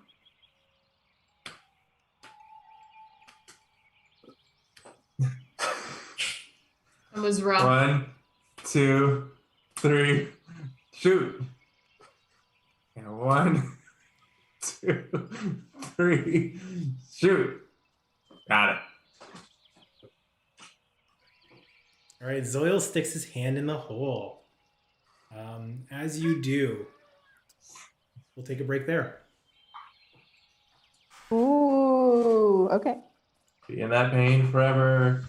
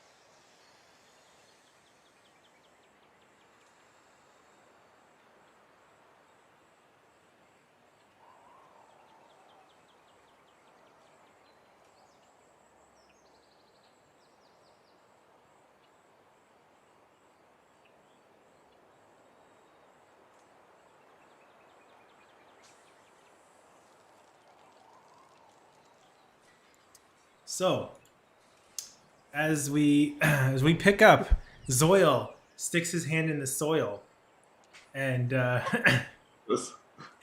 Soil. and as you stick your hand down the hole, kind of as far as you can stick it, you feel the earth get really cold at your fingertips, much colder than you'd expect soil to be. You'd think it's colder and damper as you get off the topsoil layer, but it's almost like a freezing chill to the touch as you reach down into it. But you're able to kind of retract your hand without issue. Luckily, your orc hand is not long enough to reach the bottom of the hole. Okay. I mean, I didn't find anything. It just went deeper. Oh. Can I help? Sure. Yeah, you out here with us too? You there? I can be. You're here. You're with us. You see All right, Lunia kind of push through the bushes and joins the group. I'm gonna cast Mage Hand to try to go into the hole and see what we can find. Yeah, you see your mage hand drop down into the hole. You can feel it. Well, you can't quite see it. You can feel it go down about 6 feet to where you feel it kind of bump up against something solid. Can I try to carry it out? No, it's like the hand gets to the bottom of the hole as it moves How do you down. do that? There isn't anything to grab. Oh, okay. I thought you said there was like an object down there. Dirt. You scoop up dirt. So it's 6 feet under though, right? Yes, What's that? the There's hand sort goes of- about roughly 6 feet down. Okay, but there's no like objects or anything down there. You feel like the hand bumps up against something solid, but nothing your hand can grasp. Okay. Hmm. I'll also cast light into the hole so I can see what we're doing. So as you look down into the hole, you see at the bottom it looks like this small little hole terminates in what looks like a wooden bottom. Oh, Basket. I mean, yeah. I don't think we need to do any grave digging unless we really need to. Where'd this hole come from? Like, this wasn't here when we were out here last time. Either something's digging it up, or something's already gotten out. Probably groundhog. Hmm.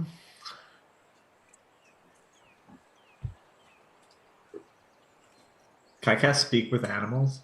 Sure. This is from the Gong. I think that it just allows me to speak with animals, right? Mhm. I don't have the spell added. Is there any groundhogs nearby, voles, anything that might dig in the dirt? Do you call out? Yeah.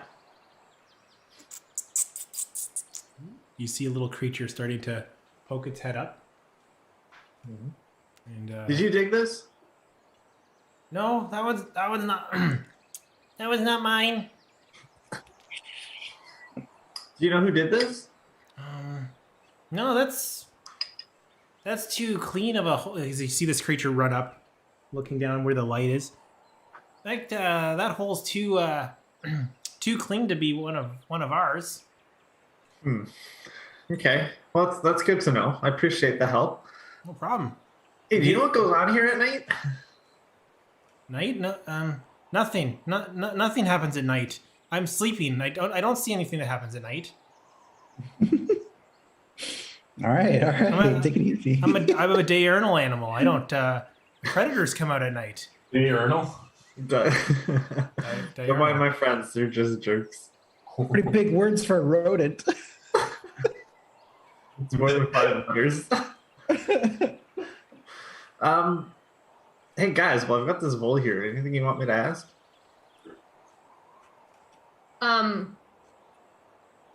Were you there too now? Keep showing up. No, I'm not there. I can't ask any questions. Hey, what do you think of the Ravens? They nice people? Yeah, they're very nice. They're always feeding us, making sure we're taken care of. They bring out nuts. They bring they actually bring us into the home if it's a really bad storm on occasion. Okay. They've been great. They've been good stewards of the home for the past 30 years. Okay, that's good. Okay, we got the same vibe. I just wanted to double check. Sometimes it's nice to get a third opinion. Yeah. Okay. I don't know. I don't think I have anything else question wise. Okay. You like living here? Well, I don't know anything else. Yeah, What's not to like?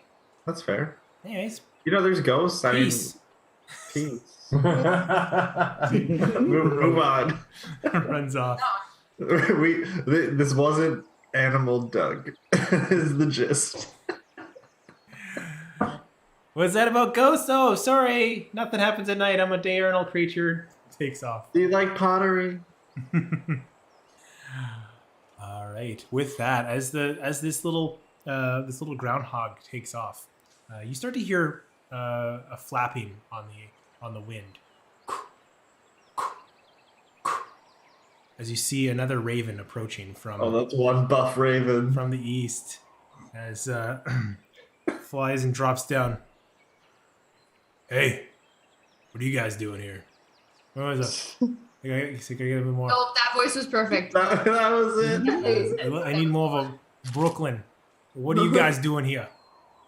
Your family comes first, buddy. Family comes first. GTO. You Brooklyn. must be Vin. Oh, you heard of me. I'm not there. I mean, we've heard lots. You know what? My friend is a big fan of yours. It's good to know. Good to know I got fans out there. Could always use a little extra breeze. I mean, she loved your work in The Fast and the Flappiest. Yes. She saw that. Yeah. And the I- second one? It was limited release. I'm surprised. She must have been catching a screen in Zadash. What is it? Guys, I forgot what we had to ask Vin. I've just been stalling. What is in the black?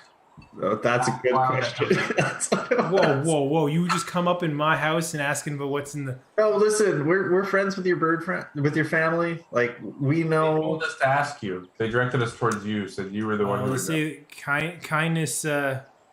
Kindness is next to godliness, and family is next to kindness. So A equals B. A equals B. You don't want to go in the black. That's a dark, evil place, and no sense in getting yourselves all caught up in that kind of trouble. What if we're looking for trouble? If you looking for trouble, you're gonna find it in the black. Wait, you went there and you came back. Barely by the skin of my talons. Okay, so once you go black, you can go back. Yes, yeah. It's dangerous. That it leaves you scarred. It leaves you unprepared for what could be out there. Just kind of dipped my toes in, if you will. Got caught up out here at night, and there was a dark mist that poured out over the graveyard. And I just kind of sat down in it, and the next thing I knew, I was somewhere else. Oh. Whoa! There? Yeah, these graves here. Whoa! As Vin looks over. What do you got there in your hands there, Missy? As he looks over to Jennifer holding the little statuette.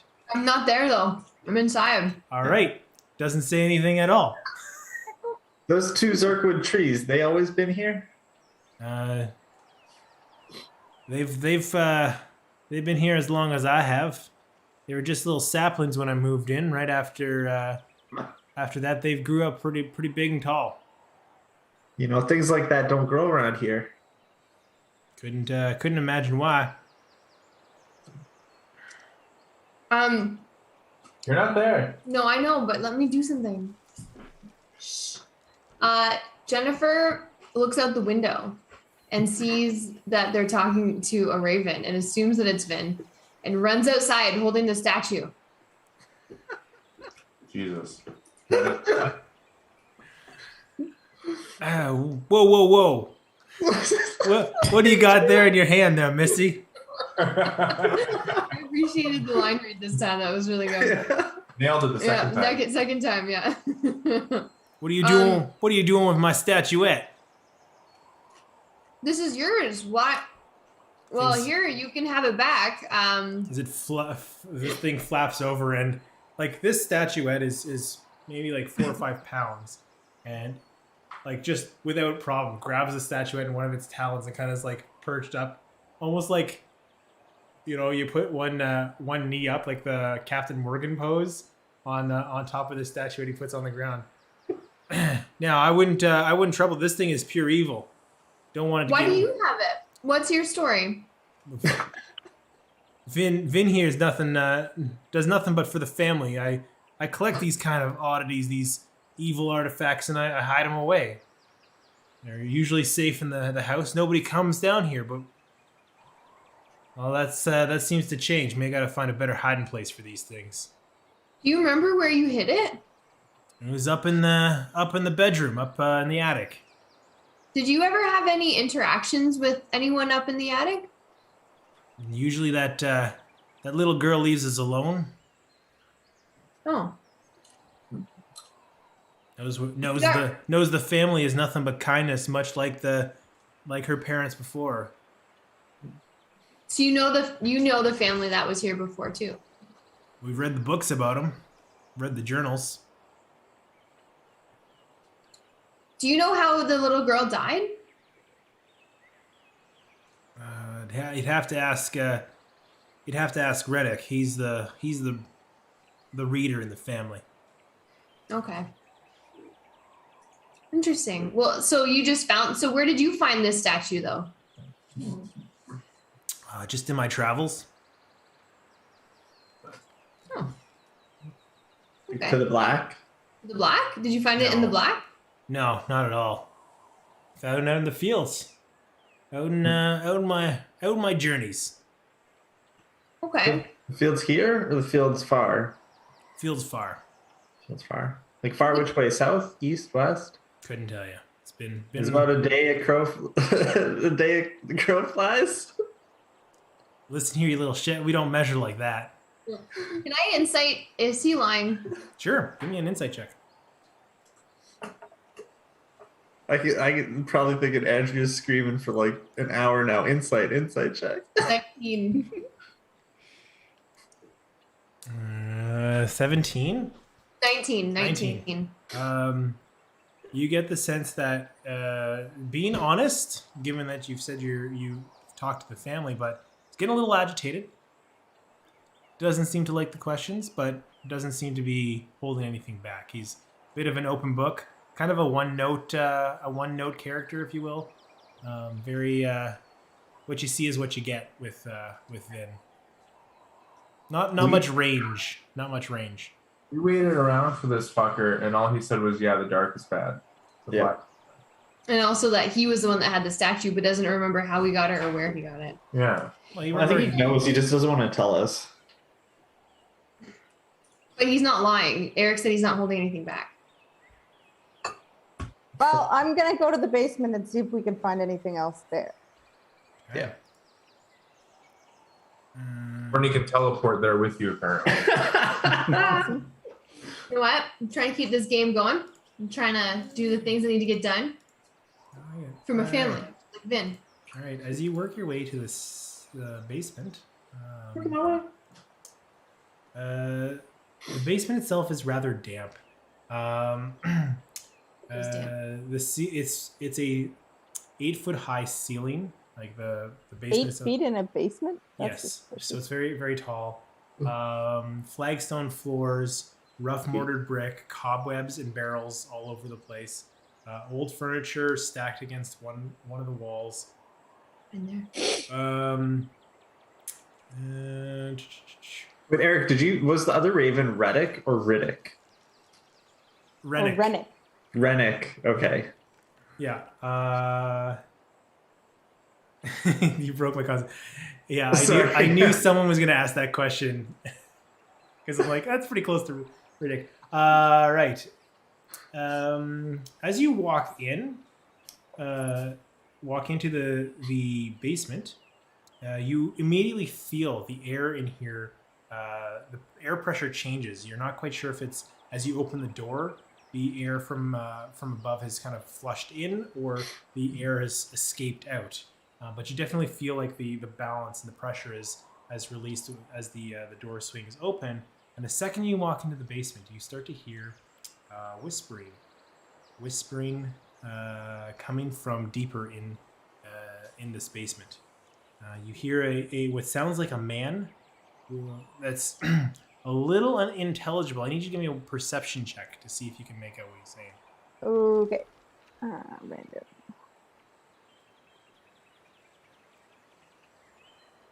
10 plus 5, 15. 15?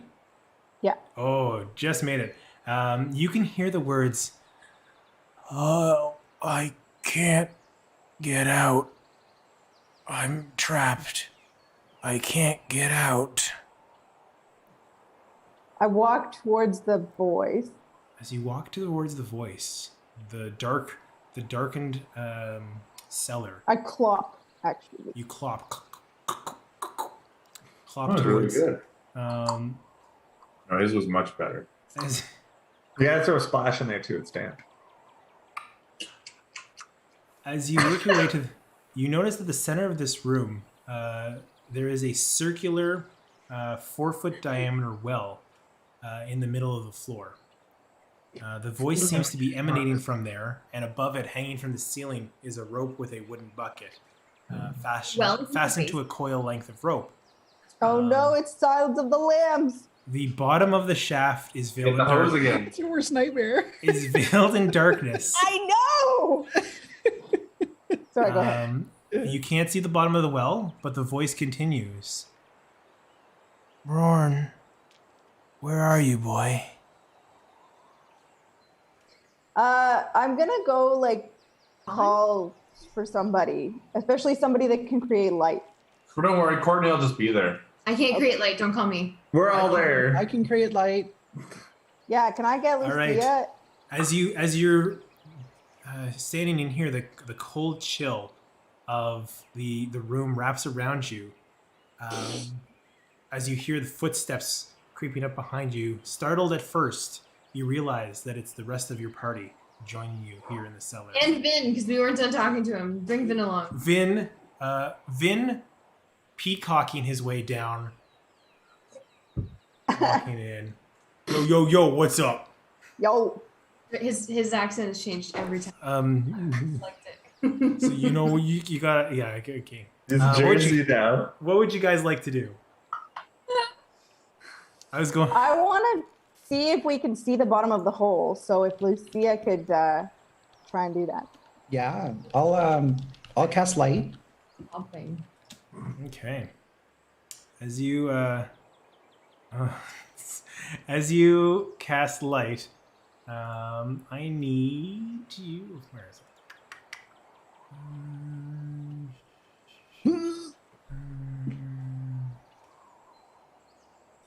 Okay. Vin's got that GPB lifestyle. As you cast light, you notice that your light goes down about 10 feet before it is veiled in darkness, as if the magical light seems to stop against the wall. You can see the stone shaft of this well, this 4-foot shaft, continues down, but it's just like the light can't penetrate the bottom of this well. Okay. Should we drop something? Does that mean that it's can we intuit that it's like a magical light stopping it then? Because light should penetrate anything natural, right? Beyond 10 feet? I would say that Gerald would know exactly that. That's what I thought. So I'll communicate that to the group. In other words, like light is a magical light source. Yeah. You should be Can able to I- do that. I have a dark vision. Can I see into the darkness with it?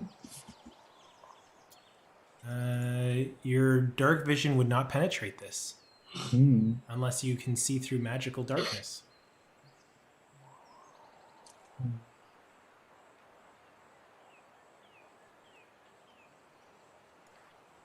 So, what would you like to do? Um,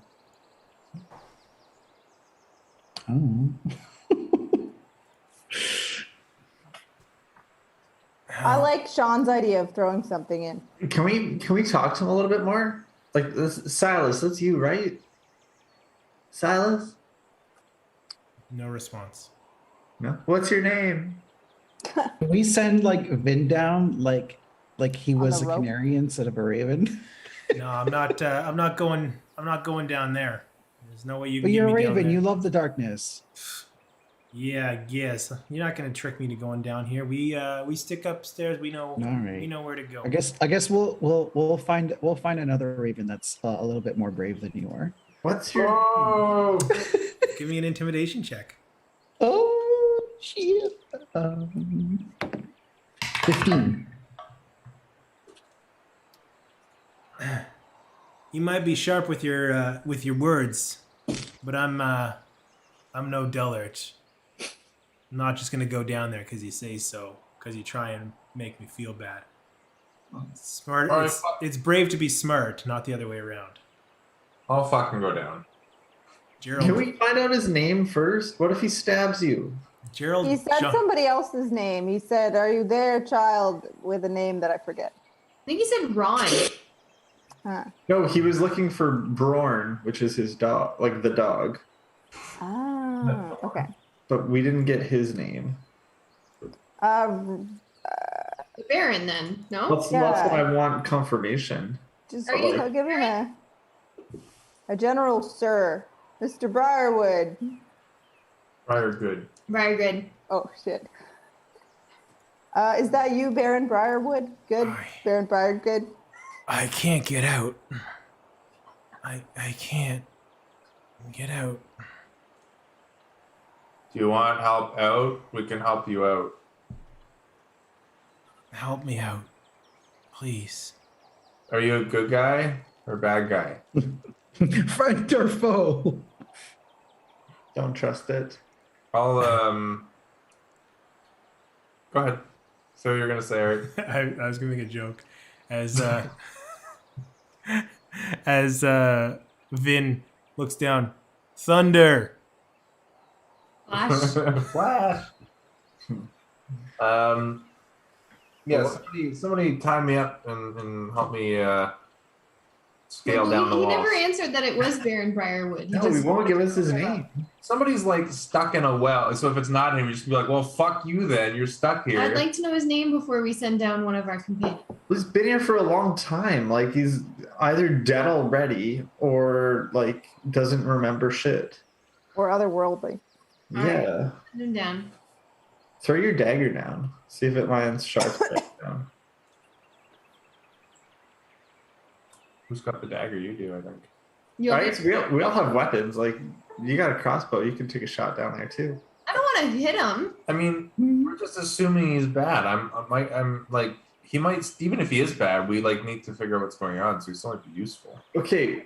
Yeah. Somebody's trapped in a well in a sketchy mansion. They're being really weird, not telling us their name, and like you want to just hop in there with them. No, I want to scale down the wall so I Yeah. can back up if I need to. What if it's like a zombo? Mm-hmm. So you're trapped in a well with it. No, you guys will pull me up. Blow me up, up, up. I don't know. You Not could before it open gets a the few door. bites out of you. Well, Listen, we gotta do something Gerald with thinks this that thing. he's been rolling really well. He wants to go down in the hole. Gerald wants to end it. Yeah, Gerald wants to. All right. Gerald So- ties himself off. Like, if we don't, like, what do we get out of this character that's trapped in a well? It's not responding to us. We also didn't get anything out of Vin. These characters are all.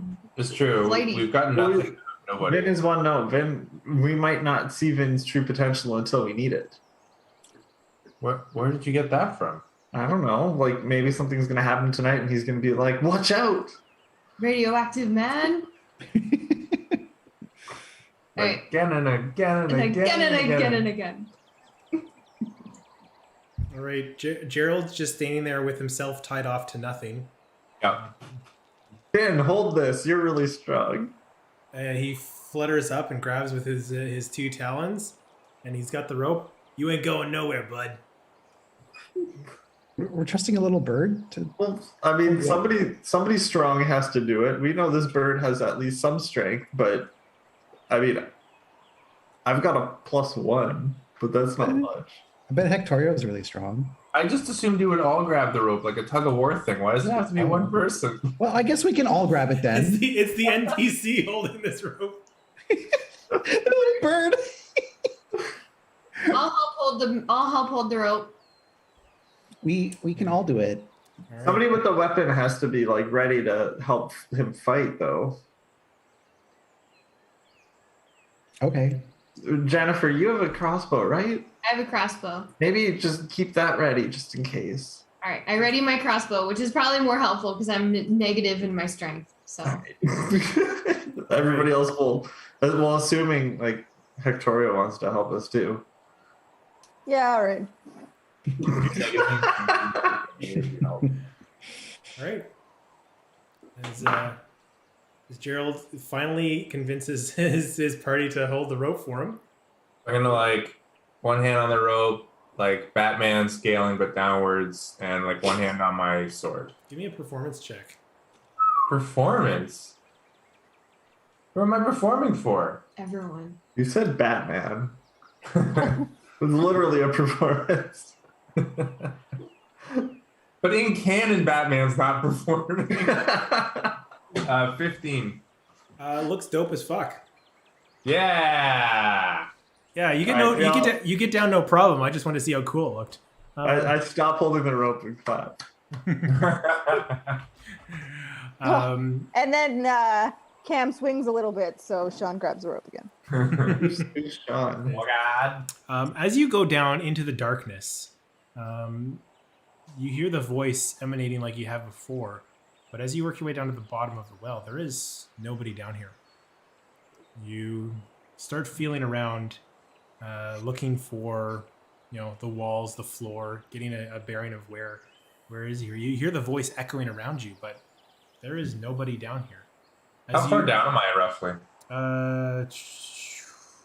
About 10 feet deeper than the light went, so 20 feet total. Okay.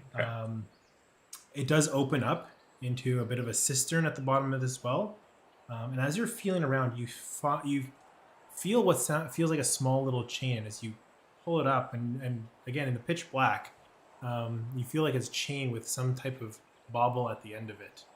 Oh, what the Is it a skull? Something like a little bit like a necklace that you're able to kind of grab. Is it the puppy collar?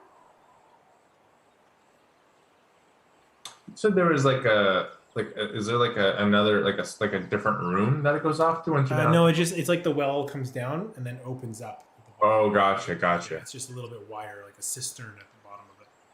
So did Wait, you? can we confirm though if that was a puppy collar? Because that makes me sad. Is it a puppy collar? You can't see; it's pitch black in here. Right. So I'm just feeling around. I mean, do I need to roll investigation, or did you just basically do that for me? Yeah, like as you're down here, you could feel around. That's what you kind of find easily enough. It's just laying on the floor as you're trying to figure out what's down here. Okay, I'm stumble upon gonna that. call out once. I'm gonna call to the group and say that like it's empty, and to tighten up the rope and pull me about how far. You said it kind of opens up. So how far off the ground before my feet are before I'm back again, scaling the wall again? About like 6 to 10 feet. Okay, so I'm gonna call to the group to pull me up Okay. 10 feet. Basically, I want to be back on the wall again. Yep. So I can't see a thing. Yeah, as you do, when they pull you up, I'm assuming they pull you up. As they pull you up, you get above that magical darkness. Basically, that well, the pocket is in black. Yeah, got it. You see holding in your hand, it looks like a metal chain, almost like a necklace or it's a necklace. And at the bottom of the necklace, that medallion is in the shape of a wolf's head. And on one side is the embossed carving of a wolf, and on the back side is a picture of the Baroness that you've seen before, almost like a locket that's been snapped off, the covering. Can we send him back down to explore more, or did he explore it fully already? For the sake of this well, I would say you could spend 15 to 20 minutes exploring more, and you find coins scattered down there, about 25. Well, yeah, wishing well. Yeah, about 25 gold pieces worth of gold. Oh, yeah, 25 gold. And as you explore more, you keep hearing that voice crying out, "Help, I can't get out. I can't get out." So I put a thing in chat. That's like what we're looking at, right? Yeah. Yeah, Batman. What are the words on the I forgot side? the rope. 10 feet, 10 feet. roughly. Oh, okay. There's 6 or 10. Oh, that said loft. Oh, I was like, one off. What's a one off? Why are you straddling the wall? Because I forgot to draw a rope. But I do have like my feet against it. Or That's how I draw stickmen. What do you want? It's his repelling technique. So, given that, so I've seen the thing, but I still have it kind of tucked away, and this voice is still coming out from all around, right? It's not like emanating from the item, right? Correct. And as you collect the rest of the gold, that voice starts to fade. Okay.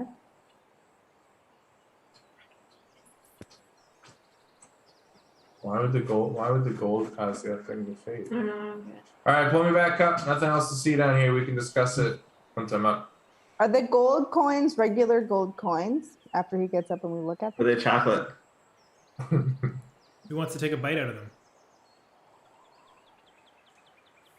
I mean, we can just do an Arcana check. Then you'll never know. Okay, so as you guys stand there pondering, is it chocolate or not? You start to hear Vin going, "Well, it's getting awfully late, guys. I'm gonna hit the dusty trail. Nice to meet you, and thanks for giving me back my statuette. Cool." And he picks it up and he starts taking off, going out of the cellar. Vin, any words of advice? We're gonna go in there. Going where? The dark. We're gonna go into the cloud of darkness. Oh, fuck. Well, good luck. You're going in there. Just be careful. Keep your head down. Don't trust anything that moves. It's dangerous. If you end up going wherever I saw, don't trust the statues. All right, Vin, hold on. Wait. Is that, do you? I gotta go. Oh, no, wait, Vin, hold on. Where do you have to go, Vin? Yeah, what where are you are you in a going? Vin, we're family now. You're a bird. Where do you have to be? What's your fucking Yeah, agenda, play on huh? his family, his love of family. We're family now. We're friends with the family. We've been here helping out. Don't go anywhere yet. Don't go. Spill it. You got a couple minutes. What's up? What's the deal with the statues? I really feel like there's more information we need to know about this. I could swear they moved. Did you have that statue before you went into the darkness? No.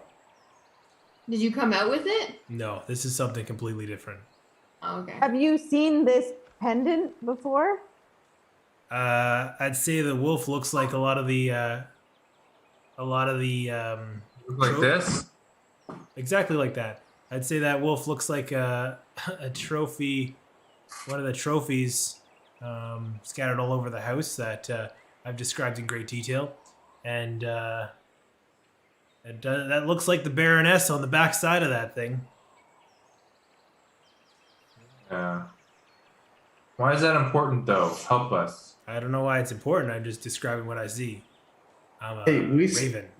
we saw in a book before, and I don't know if this is going to be shocking to you, but it said that the Briar Goods had a way to travel to and from the Shadowfell, but they also loved ravens. Do you know anything about that, or like anything about them, what they were doing?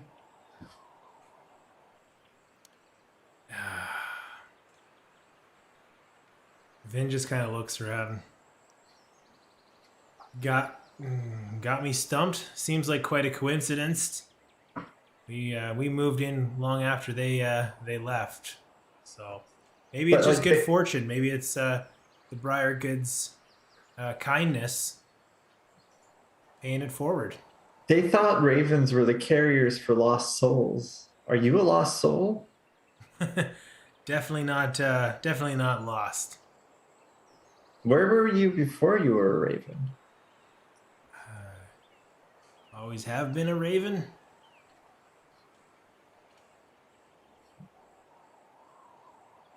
What's your last name? Diesel. Raven. Just curious. L. One second. The ravens. Fin LDs. Oh fuck. It's just Vin. Just Vin. Like share. It's catchier that way. People will get to know it better. That's all I got. Are you gonna stick around, Vin? Do you come here every night, or do you try and leave this place every night? Well, I'm going up to bed, seeing as how the day's starting to get a little long, and I know Marida doesn't like us straying away from the roost at night, especially with what happens in the graveyard. So What happens in the graveyard? the black smoke that you guys are said you're Oh, nothing more than that. go into. So, well, with that, I'm gonna go do a couple bench presses before calling it a night. So, nice to meet you guys. See you in the morning. Don't forget to tan. Where do you do your bench presses? Drink a lot of water. Will do. He takes off up the stairs.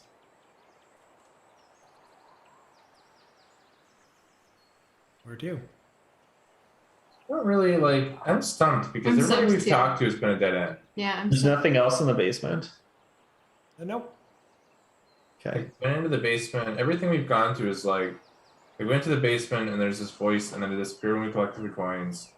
We went to the black smoke. Sounds like we're gonna check it out, but so far it's just like, oh, it's dangerous. What are we trying to solve? Well, we're investigating like what's going on here. There was a map that said there was. I mean, I don't have the map anymore, but didn't it say there was like treasure here, or like treasure was the one Oh. we found along the way? Okay, I'm gonna find the map.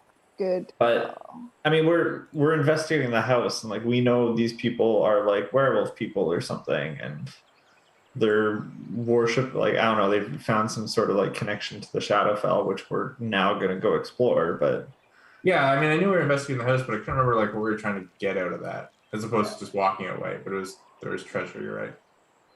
yeah, it said something about treasure on the map. I forget what the words were, but We've got it in chat. yeah, I think Eva's looking it up right now. Okay. Uh-huh. Follow the trail to the horn, blah, blah, blah. West of there, the treasure's yours. But that's very non-specific. In the foggy moors, west of there, the treasure's yours. Yeah, that's weird. Okay. And then there's an arrow pointing at the house, which is where we've been.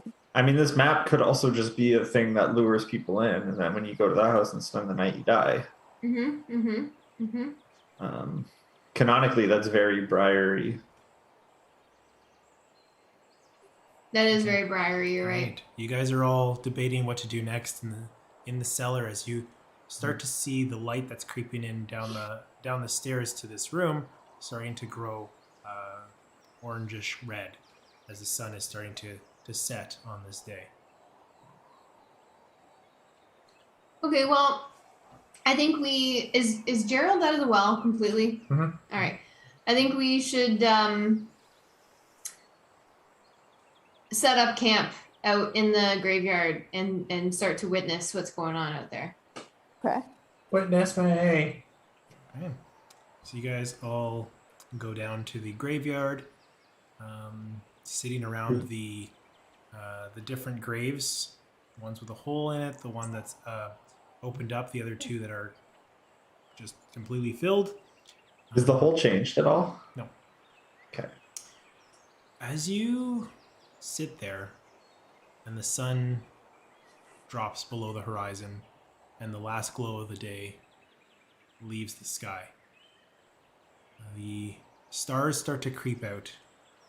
The house starts to light up, giving enough glow to show a black fog pouring out of the grave that was left open for Silas.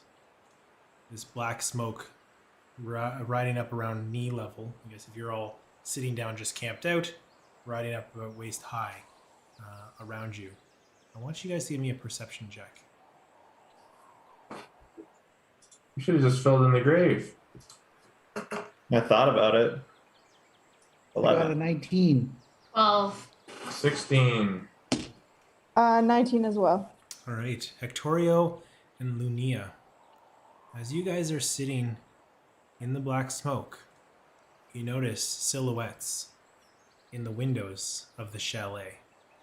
Looking down towards you, camped out in the graveyard, you see figures, humanoid figures, watching towards you. You see what looks like an elderly woman, a tall, skinny man, a squat, portly man, and a semi-buff, bald man with olive It's the skin, Ravens. with olive skin, looking down towards you. With a 19, you just see the black outline of their silhouettes as the light behind them shows you they're watching from the third-story attic as you slowly fade from this world. The chalet seemingly disappearing from your view, the earth around you disappearing as your vision all goes black, enveloped by this smoke, this mist. A few moments go by, you're not sure how long, whether it's a second or an hour, as your vision catches too. You're in a graveyard, but in a completely different place. The air is cold, chilled around you. You can see your breath creeping out. You see across the field around these tombstones a mausoleum perched atop two gargoyles, statues standing protecting the gates of the mausoleum. You see around this graveyard a tall fence made of wrought iron, spiked to the top, making scaling it difficult. As you hear a voice call out, "You will not take them from me. They are mine for eternity, and I will add you to that collection." I want you all to roll initiative. What's your name? No, you won't. Okay, so with that, as you see a large figure float down from above, landing in front of you, what does everybody here? I gotta just change that. All right, what is everybody's initiative rolls? Let's go. Jennifer, 20. Gerald. 15, sorry. Zoil. 5. Do I add anything to it? You're in dexterity, whatever your dexterity is. Oh, 7. And Lunia. 14. Okay, and okay, and okay, cool. So Jennifer, you are the first to act as you see this figure land in front of you. Okay, let me just describe him a little bit better. As you see this white, pale-skinned creature, almost like skeletal face with red. Instead of the whites of your eyes, it's the scalia. I can't remember the name of it. Instead of the whites of your, sclera. Thank you. It's red sclera with black pupils. Long white hair. I get him some Visine. Metallic armor with skulls perched upon shoulders. A large longbow strapped to his back with a quiver and a blade dripping with fresh blood, seemingly pouring off this blade. As this figure lands down before you, a 6-foot tall, heavily armored creature. As he's looking towards you, pulls the blade up, pointing towards you. It's been a bit. What do you do? All right, I would like to try to cast Rhymes Binding Ice. It casts it out in a cone. So I want to try and just hit this creature and not my teammates. So sure enough, Jennifer pushes to the front of the group and blasts out the spell. What do I have to do for that? A con save. Oh, that's cocked. All right. Okay, so as you blast towards this cone of ice, wrapping around it, as you hit it, what's the damage? It's going to be 3d8 cold damage, and it's hindered by ice. So it's only going to be 9, unfortunately. I rolled really bad. And it's going to be hindered by ice formations for 1 minute, or until another creature within reach of it uses an action to break away the ice. Okay. The speed has been reduced to 0. That's if it fails the save? Yeah. Okay. If it passes the save, is it half damage? Half as much damage and isn't hindered by ice. Okay, cool.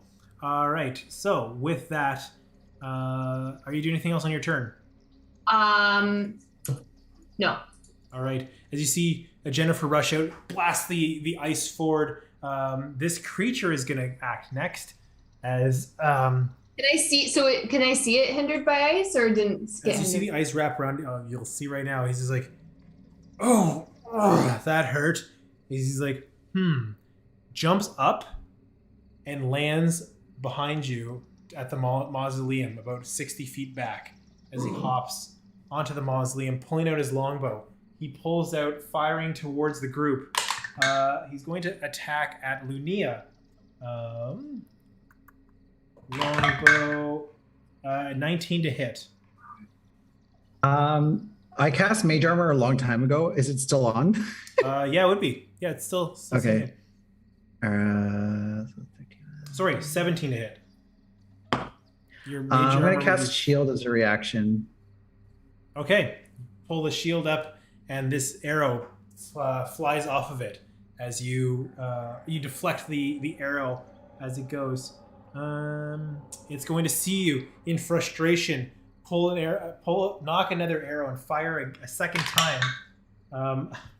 Again, trying to break through that shield that you raised, and this time firing wide into the darkness beyond the wrought iron fence.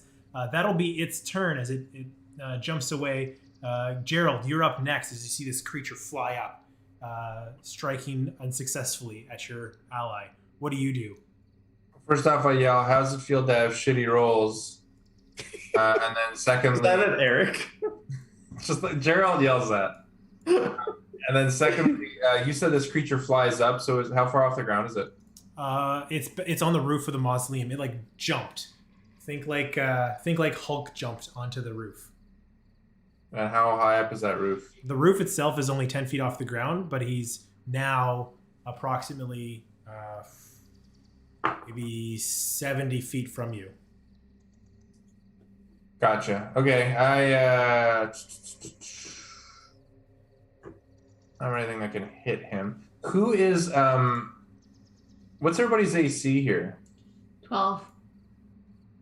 I think with the red armor on. I'm mine's 15, but then 20 with the shield. Because I can cast mage armor on somebody as well, and it's for people who don't have armor on. Yeah, I already have the mage armor on, so don't pick me. Yeah, you're not you. It's 13 plus their dex modifiers, so dex. So yours would be 15 with it. Eva, what would yours be? 15. Okay. I'll cast mage armor on Eva. Ectorio starts to shimmer and glow with magical energy around, warding from potential attacks.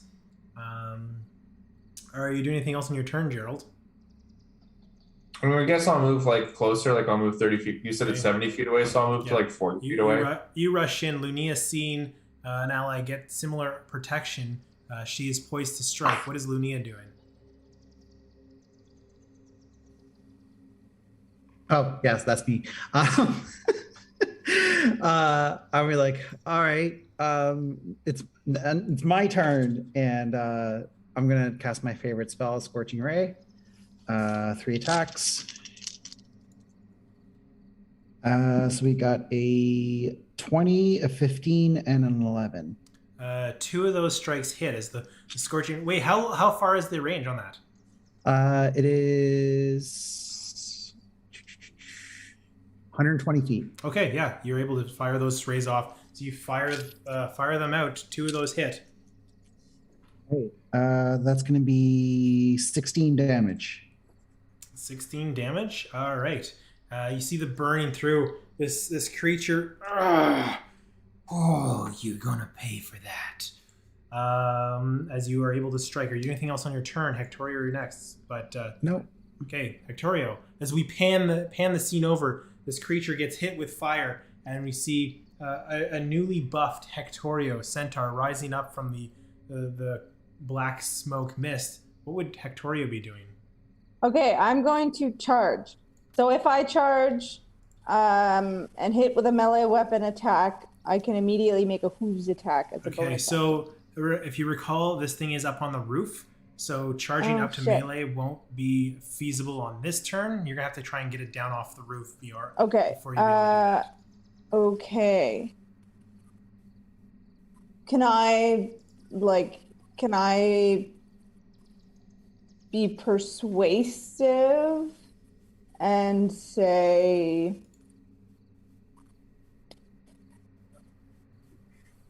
You have a bow as well. do I? What else do I have? Let me see. Longbow, arrows. Okay.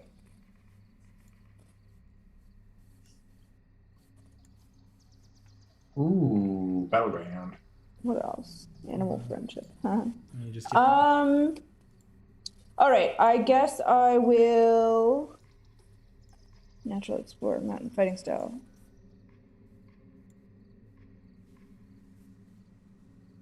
I'll use my bow and arrows. I'm going to try and shoot it, but not to attack it, just to make it come down. So I'll say well, no, actually I am going to shoot it with the intention of hitting it. Okay. Okay, so as you fire trying to hit it, make a ranged attack with your bow. I will do that. You knock your arrow back, firing off, trying to hit this creature up on top of the roof. So I rolled. Your bow is +4 to hit. So you add Oh. 4 to whatever you rolled. 12. All right, you fire the arrow as it's coming in on aim. You see him cut the arrow down as it flies Okay. towards you. See it smash towards you. Are you approaching the building, or are you staying there? I want to stay back so that if the opportunity comes, I can charge. Okay. Yeah. Okay, sounds good. As you do that, you see the arrow flying off. Zoil, you are up next as you are seeing scorching rays flying in, arrows flying back and forth. You see your ally Gerald rushing in. What is Zoil doing? Are there statues nearby? As you look around, the only statues you can tell are the two gargoyles on top of that mausoleum. Are they nearby to They are- where they- he is? He is standing between the two gargoyle statues. So within the three of them, are they within like 20 feet of each other? Oh yeah, Could I get all of them in a 20-foot square? correct. Yeah, okay. I want to light up him and the two gargoyles with fairy fire. Okay. It's a 60-foot range. So you'd have to approach, get a little closer to Gerald to do that, but you could do that. Yep. So you see this this armored individual start to glow in the fairy fire light, as well as you see all three figures start to glow in fairy fire light. You said violet? Yeah. Yeah, you see them all in violet lights, lighting up like Christmas lights along the top of this mausoleum. They are all enraptured by the fairy fire. Are you doing anything else on your turn there, Zoil? Zoil just yells out, "Battle in the name of Ratgos!" Yeah. And casts fairy fire on. Sorry, not fairy fire. Jesus, I just casted fairy fire. Bardic inspiration on. You two are heavily armored. You have. Let's go, Jennifer. Okay. Yay! Because yeah, the other two have a lot of armor. So you can also use the bardic inspiration because I'm the circle for AC bonus to attacks against you, or you can add it to attack rolls against them. Awesome. Okay. So that'll bring us to the gargoyles' turn. As they both start to animate and move, you see their stone-like hands clawing down. You see Gerald kind of put it together. The claw marks as these things both fly in and attack Gerald, seeing he rushed in. Quick question: did the gargoyles activate because Zoil attacked them? Could we have not touched them and they wouldn't have activated? It's a little hard to determine if that is causational or not. But Okay. together they were pretty quick to attack you as they kind of move right away. I'm gonna cast Shield as a reaction. Pulls the shield up. Right, so the first gargoyle is going to strike at you with a 23 to hit. Does that hit? Yeah. That'll be 7 points of damage as the one claw. You see the stone claw mark cut across your armor, leaving similar marks as the Zirkwood trees above. The second one is going to swing down, and this time is going to roll an 18. Does that hit your armor? No. Okay. Both of these, the two claws, being withstood by your shield as you bring it up to block, and it's the force of this is holding it at bay, at least for the time being. As you see your ally getting swarmed, we go back to the top of the order. Jennifer, you are next to act. What would you like to do? I'm gonna try casting lightning lure on the gargoyle that's closest to me. Okay. It's a strength saving throw. As you see it hit, you see the thing start to tremble in energy. As you hit it, the lightning seems to shock this stone creature as you start to pull it towards you. Okay. 4 damage, so that's it. 4 damage. Okay. All right. And then I'm going to No, I'm gonna leave it. Okay. Yeah. All right. That brings us to Harn's turn, the creature, and he is going to look over the crowd. Oh, let's make this a quick death. Painful. As you start to feel the ground below you trembling, as you all start to see hands starting to rise up from the earth, as you see him kind of lifting these skeletal hands, reaching out, clawing at your legs. I need everybody to make a dexterity, constitution saving throw, please. Hmm. Sorry. Strength saving throw. I rolled a 1.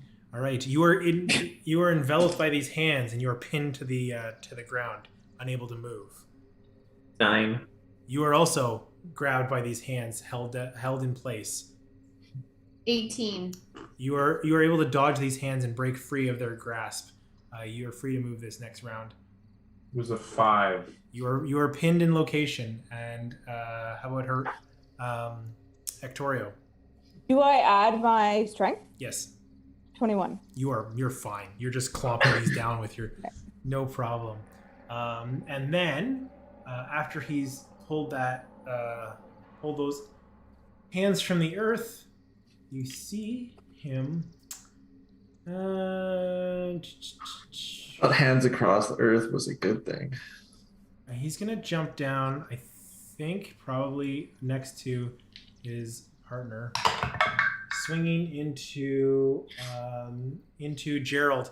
Swings your shield, still holding as you hold until the start of your next turn, blocking the first strike by his blade, and then his second strike by his blade. You were able to withstand 2 of these swings into you from Harn. With that, What was the hit for those swings? the best one was 14. Oh, gotcha.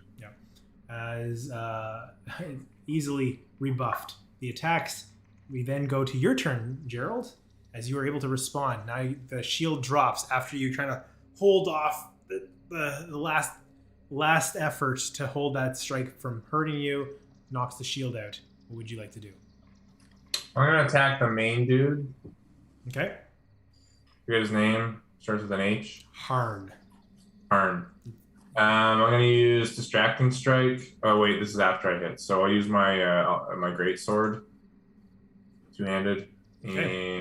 and yeah, not gonna do it. 11's not gonna hit. Unfortunately not. You swing in, it does not seem to connect with this creature. And I'll do a second wind, but I'll just get that. That's like a bonus action, so I'll just do that while you're moving on. Okay, sounds good. We pan over to Lunia, who's fighting off these hands holding her down, but she's still able to take her action. She just can't move on this turn. What would you like to do, Okay. Lunia? I'm going to do a bonus action to spend 3 sorcery points to get back a 2nd level spell slot. Oh, And let's Scorching Ray one more time. Last one. You got advantage because of fairy fire. Oh, I got advantage? you do. Yeah. Oh, sorry. Oh my god. Yeah, you have advantage as well. Me? Yes. Sorry for Even though that. I'm restrained? All right. I guess I'm going to roll each attack separately then. All right. I rolled a just to get mine out of the way. I rolled a 19 to hit Ben. That will hit. So you can roll your damage as you swing in. You Oh do my connect. god. Oh my god. Sorry, Cam. I didn't realize you attacked as well. Fun. All right. I got 2 nat 20s and a nat fail. Hey, it worked. Wait, you got a nat fail on the advantage? Yes. Like my rolls were like 20 and something, 20 and something, and then 2 1s. Oh my god. Jeez. All right. Wow. All So right. roll the do two. I do anything with spells on nat 20s? So roll the damage for both and double it. Okay. So your 2 strikes. My damage is 11, by the way. 11. So doubled is 32 damage. All right. Yeah. as you blast into him with the slash and the fire. Oh yeah, he is looking fairly rough. Jeez. One quick thing too. If I was gonna hit, I was gonna do distracting strike. Can I still do that? Yep. Yeah, I'll give you that to you. Okay, so I expend a superiority die, which I think is just a d6, and add it to the damage roll, and then in the next attack, the roll against the target by an attacker other than me has advantage. Okay.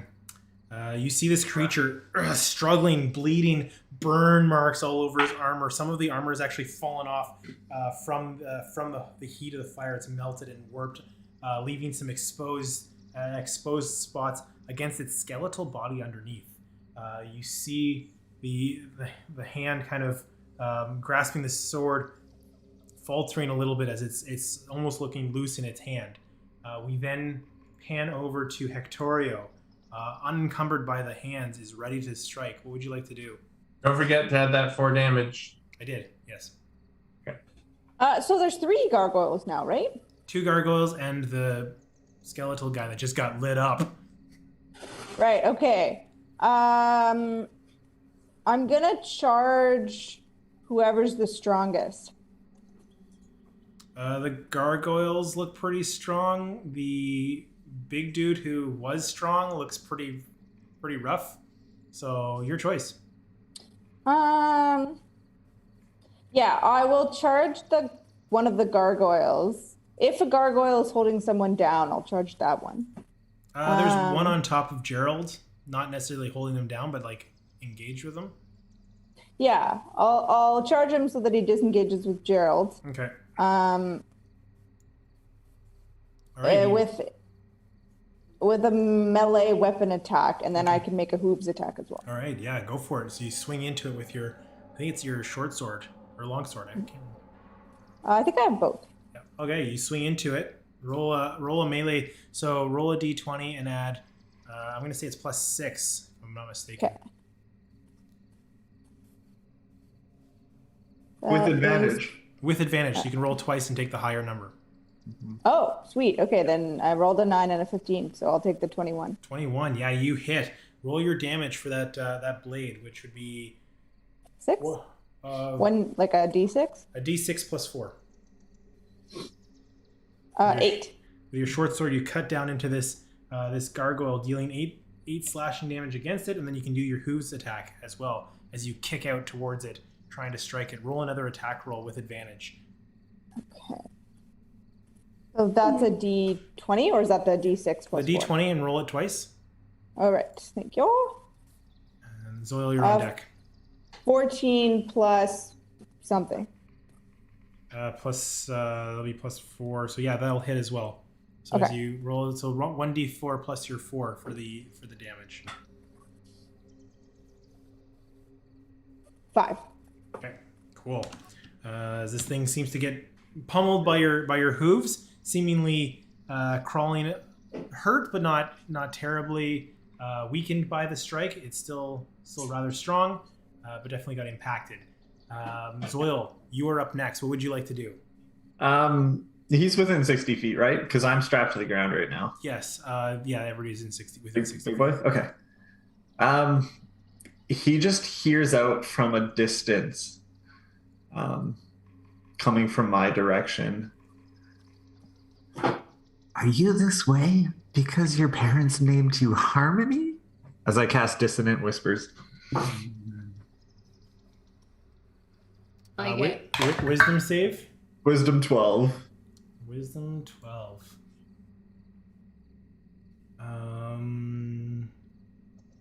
As he looks up to you with the voice, knowing where it's coming from, he's like, "Is he always this bad at puns?"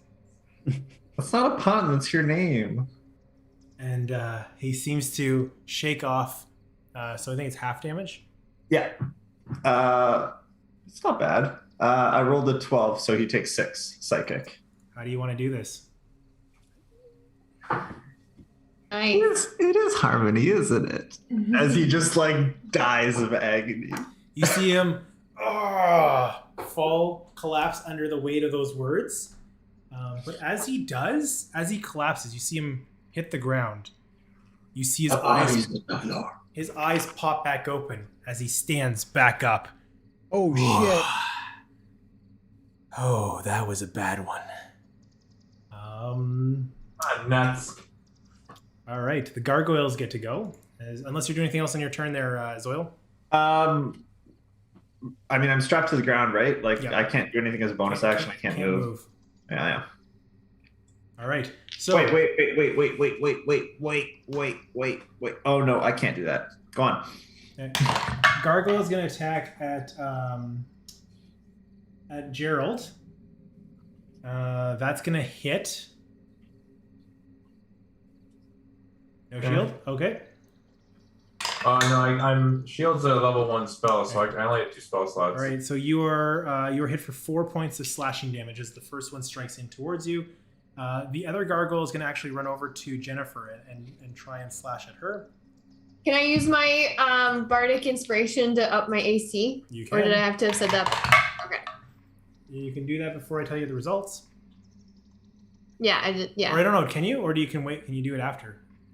You wait. Bardic Inspiration. I think you can hear the number, but you don't know if it passes or fails. But like in this case, you would know if it passes. I or would know fails, if that passes or fails. because of the check. So I'll just say I use it. you can know the number first. Oh, okay. So it rolled a 22 to hit. Oh yikes! All right, I won't use it. Okay. It's gonna hit regardless. As it strikes in towards you for 7 points of slashing damage. It claws into you, but that'll be their turn. As we go back to Jennifer, you are able to attack. Or you're able to take an action. Sorry. Okay. I'm actually gonna try and use my crossbow on it, or is it too close? Does it matter if it's too close? It'll be disadvantaged against the one that's next to you. Uh-oh. Am I still there? I'm disadvantaged against that one. Correct. Mhm. Yeah, I can hear you now. You would cut out for a second. Okay. Okay. But then do I have advantage from Zoil's thing still or no? So Yep. does it just Wait. cross it out? Yeah. So regular shot. Yeah. Is Alright. after the guy died and came back, is he still affected or did it go away? He's still affected. Okay. So who are you firing at? Zoe at the gargoyle in front of me. Okay. So just a straight shot. Okay. 15 to hit. That just hits. So roll your damage. Jesus Christ. 6 damage. It's so bad. And then I'm going to use my Temptress magic as a bonus action. I can cause a gust of air to surround me. Oh shoot, no, I can't use that. Never mind. I had to have cast a spell. For that one was not a spell. Okay. So- I'm actually gonna attempt to hide because I'm a wood elf and I can hide even if there's not much to hide in. So I'm gonna attempt to hide. Okay, give me a stealth check. Gonna contest against their passive perception. I got a 14. All right, you try ducking underneath this gargoyle's face, and it just looks down and just shakes his head no. So we go back to Harn as, oh, you're gonna regret that, orc. He's going to leap over. Gerald, you have an opportunity attack, and he's gonna leap over to Zoil. No. Okay, I'm gonna hit for 10 damage. Did you hit? Yep. Oh, right. I need that. Question. 20 total. Is that with hit. advantage? That'll hit. Do I still have advantage? The 20 will He's hit. still lit up in fairy fire, so yeah, all attacks. Yeah. So that'll hit regardless, unless you're chasing the crit. I But, did chase it, but I did not get it. as you slash into it, you see him kind of collapse in midair as he's leaping. He stumbles towards you, lifting himself back up in front of you, Zoil. Seemingly have been knocked out, but regained consciousness. But rather than get his full turn, he's going to go get part of it as he swings in towards you with his blade. Yeah. Trying to stab in towards you. That will hit Definitely. as he swings in.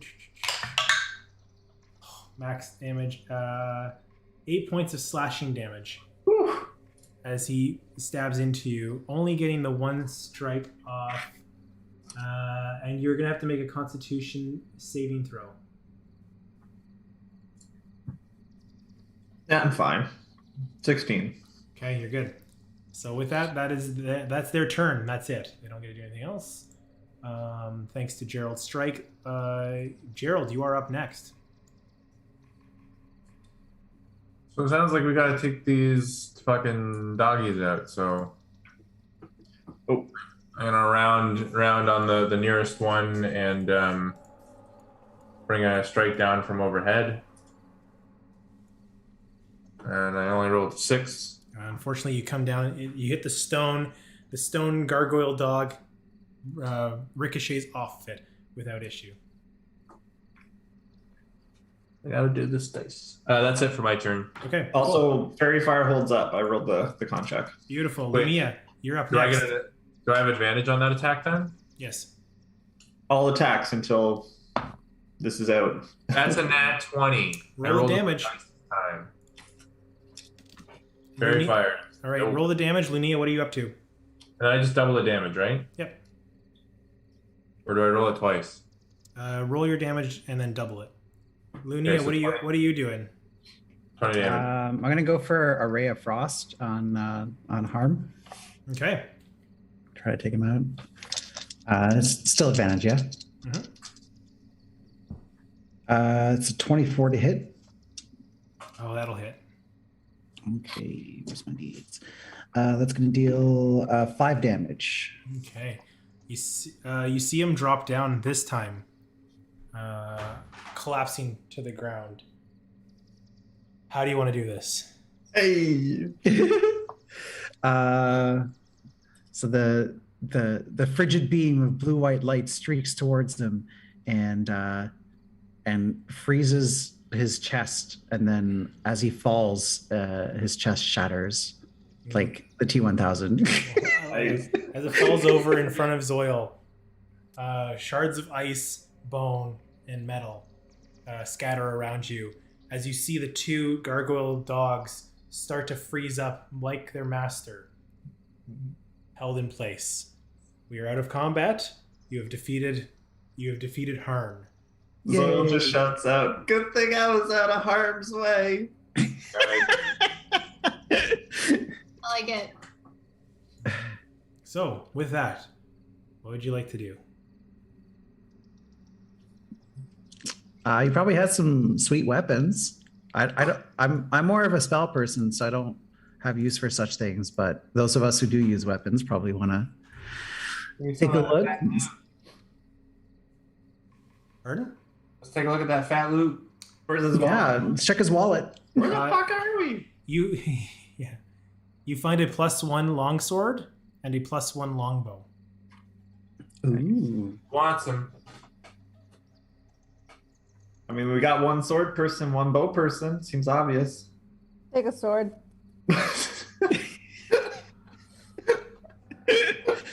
Love it. Go. I'll take the bow. One longbow. I Fuck me, right? love it.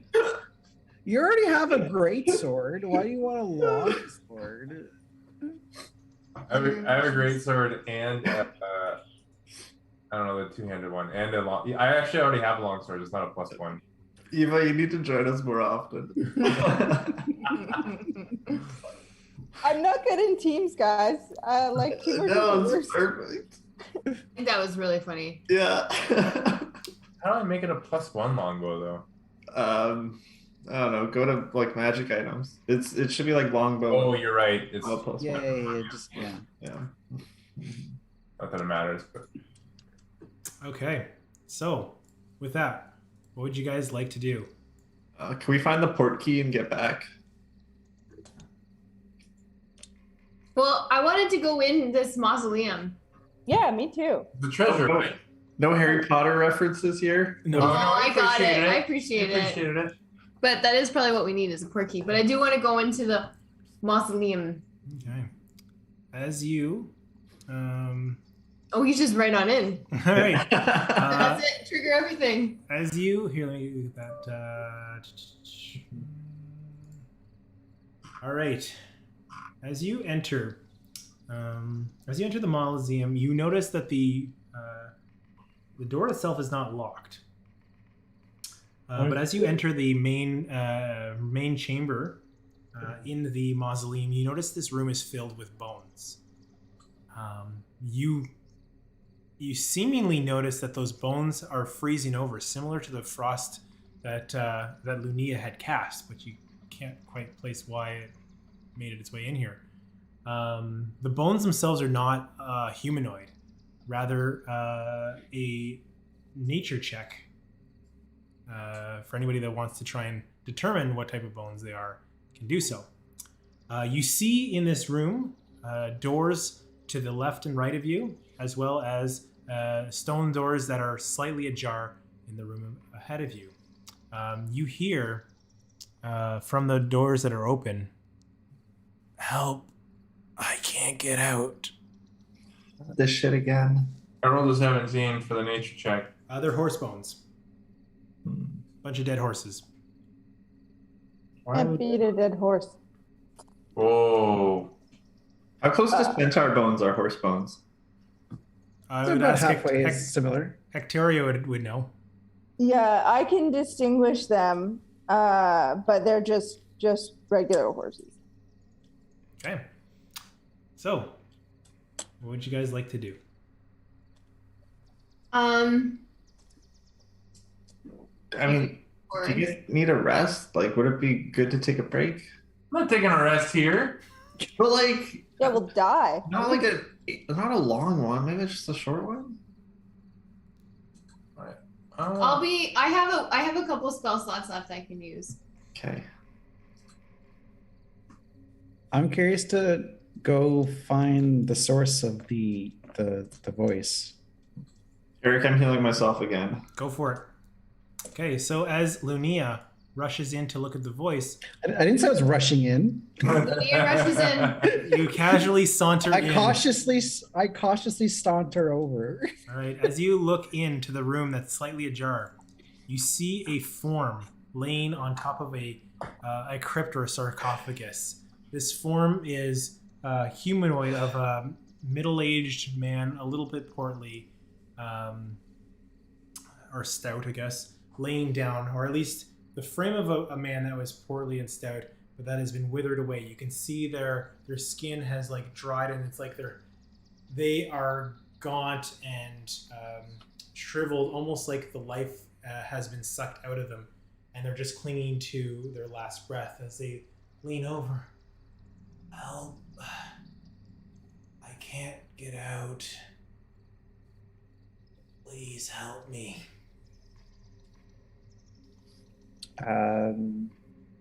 What do you want us to do?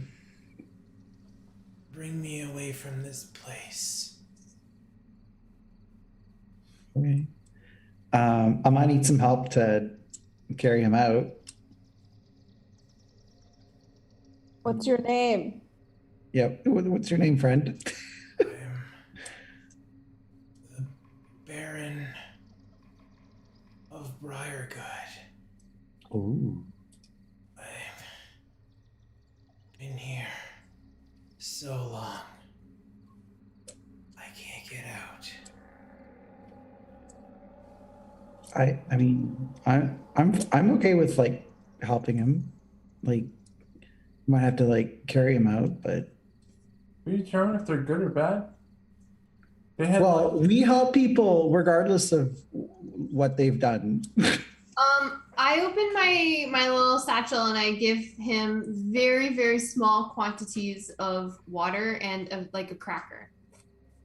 Laps it up and just kind of like the crackers kind of fall out of his mouth, unable to chew, and the water is dripping down the side of his face, but he's struggling to swallow, but is able to get a little bit of it.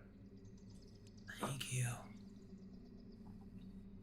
How long have you been down here? He's like on his last breath. And No, you're we're asking. questioning Yeah. Yeah, because we don't know. We have to be cautious. I gave him water. I don't know. Or whatever. If he turns out to be evil or whatever, we'll just fuck him up. But like, I don't know. we should help this person. Like, is it safe if we bring you into the light? Yeah. I think you're muted, Eric. Yeah. Okay. Just checking. Some things don't like light. Okay, I get under one shoulder to help. What do you think of this as I pull up some silver? I just put the silver on his arm. Looks down. Ah! No. Okay. No, nothing. No response. Okay, no good. reaction. He like looks up and pulls as Jennifer picks him up by the arm, and he kind of like slides off the side of this, collapsing to the floor, and then slowly picking himself up. Yeah. Barely able to hold himself I'll help up. carry him since Yeah. no one else seems to want to do it. I said I got under one of his shoulders. Quick. Yeah, no, I mean like no. Besides you, Yeah. So As I'll you help do, you. as the two of you grab, you hear a clang off the back of this sarcophagus. Cling, cling, cling, cling, cling, falling off the back of this sarcophagus. I go around and check what it is.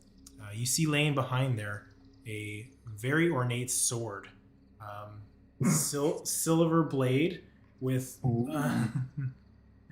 with gold trim leafing across the hilt, leather wrapped around the actual pommel, and you see what looks like almost like dragon teeth inlaid into the hilt, offsetting the gold with a white pattern, or I guess baby worm teeth, offsetting the pattern. Oh, that's I less. keep it. Okay. Motherfucker. All right. As you can add the Sword of Cast to your inventory. You have to promise that if someday in the far future you come across a Tabashi, you will gift it to them. I promise. Okay, cool. So as you lift this older man up, and he's struggling. Thank you. How do we get out of here? Good question, Hasselhoff. Got any red slippers? No. Does the name Vin mean anything to you?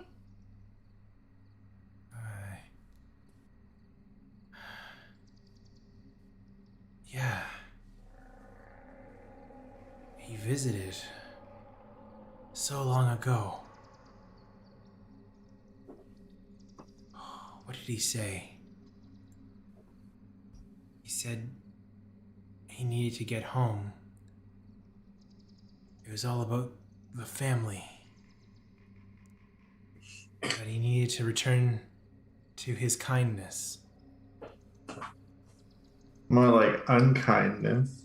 oh, It's been a long day. That's sad. He died. Yeah, but Vin's in it. Eric, well, you said that she's ready for pickup, but no rush. She knows that we're still playing. I talked to her. All right.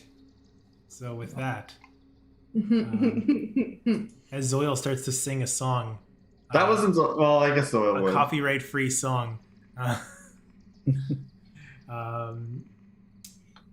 You hear that music playing throughout the chamber But from a gong. from a gong. It's been a gong while. We don't know how to get out, actually. No, I have no idea how to get out. We're carrying this. We know how to get in. I I turned my my hourglass. Is that back yet? Did we rest? It would have been at dusk. You could do it, right? So, well, if I turn my hourglass, will the blackness like recede, and then we'll be back in the normal realm? So as you turn your hourglass, you start to see what looks like a smoky portal open up in the center of the graveyard. As you've hit this hourglass, you can see it start to appear rather quickly, and you feel like you've got almost a couple of seconds before it's starting to like retract in on itself, as time seems to have sped up. We're like going like over the time period where it's open, basically. Yeah. Hurry to the portal with the old man. And the sword that the Clydesdale took. The multiple swords that the centaur took. The centaur's just like climb. You rush back with this old man in tow. We hoof it. Nice. Hoofing through the portal, you find yourself back in the graveyard next to the chalet Briargood. Definitely wanted to check what was in some of those other tombs. Oh, that's too bad. A lot of dope loot in there. As we, With swords. One in each. it was all swords all the way down. You find yourself in the graveyard. Standing around you are humanoid figures clad in black robes, red sashes, and sandals. These human figures look down towards you and say, "Oh, you're back. You made it. You survived. Come. Tell us the tale of what you've done." And Listen here, you little shit. You said that you were ravens.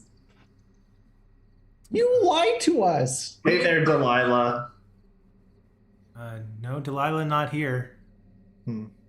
As you see the kindness in their humanoid form, he's like, well, during the day, and as the sun starts to creep back up, thanks to the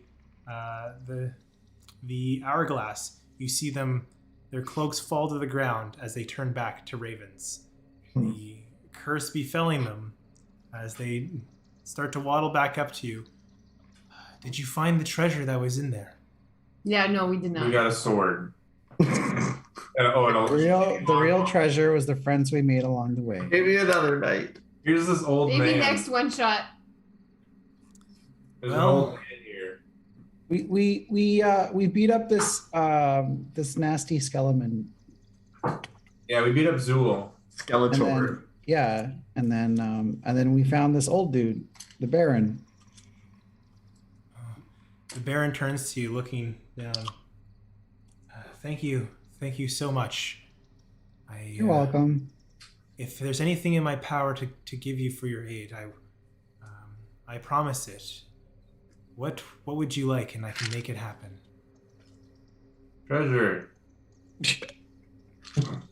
Satisfaction of a job well done. The only reward for good work is good work. Weren't we sent here by someone?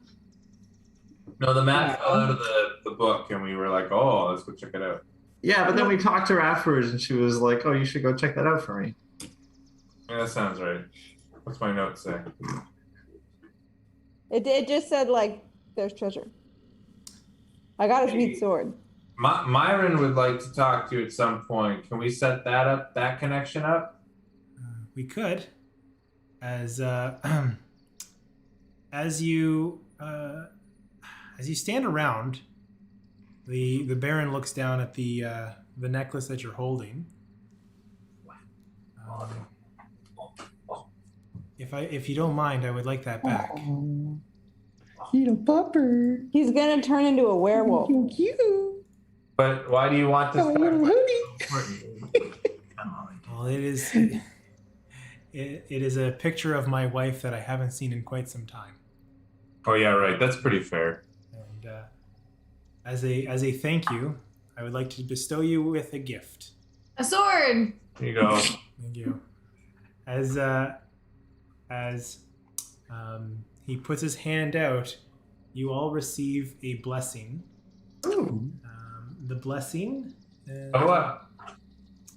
is a level, so you'd all be level 4, Yay! as well as you receive the permanent effects of the spell of heroism. Hey. Oh. for recovery. So, as the conclusion of this little adventure, as you return back to the city of Rexentrum, saving the Baron, Baron Vance Briargood, you return back to Rexentrum with a sword of Cass, a little bit more power, and a blessing from the Baron to tell your tales. And with that, we will draw a conclusion to this adventure. Yay. Of course, his name's Vance. As you guys make it out alive. Hey. Woo! So I will end it I'm there. gonna level up my character even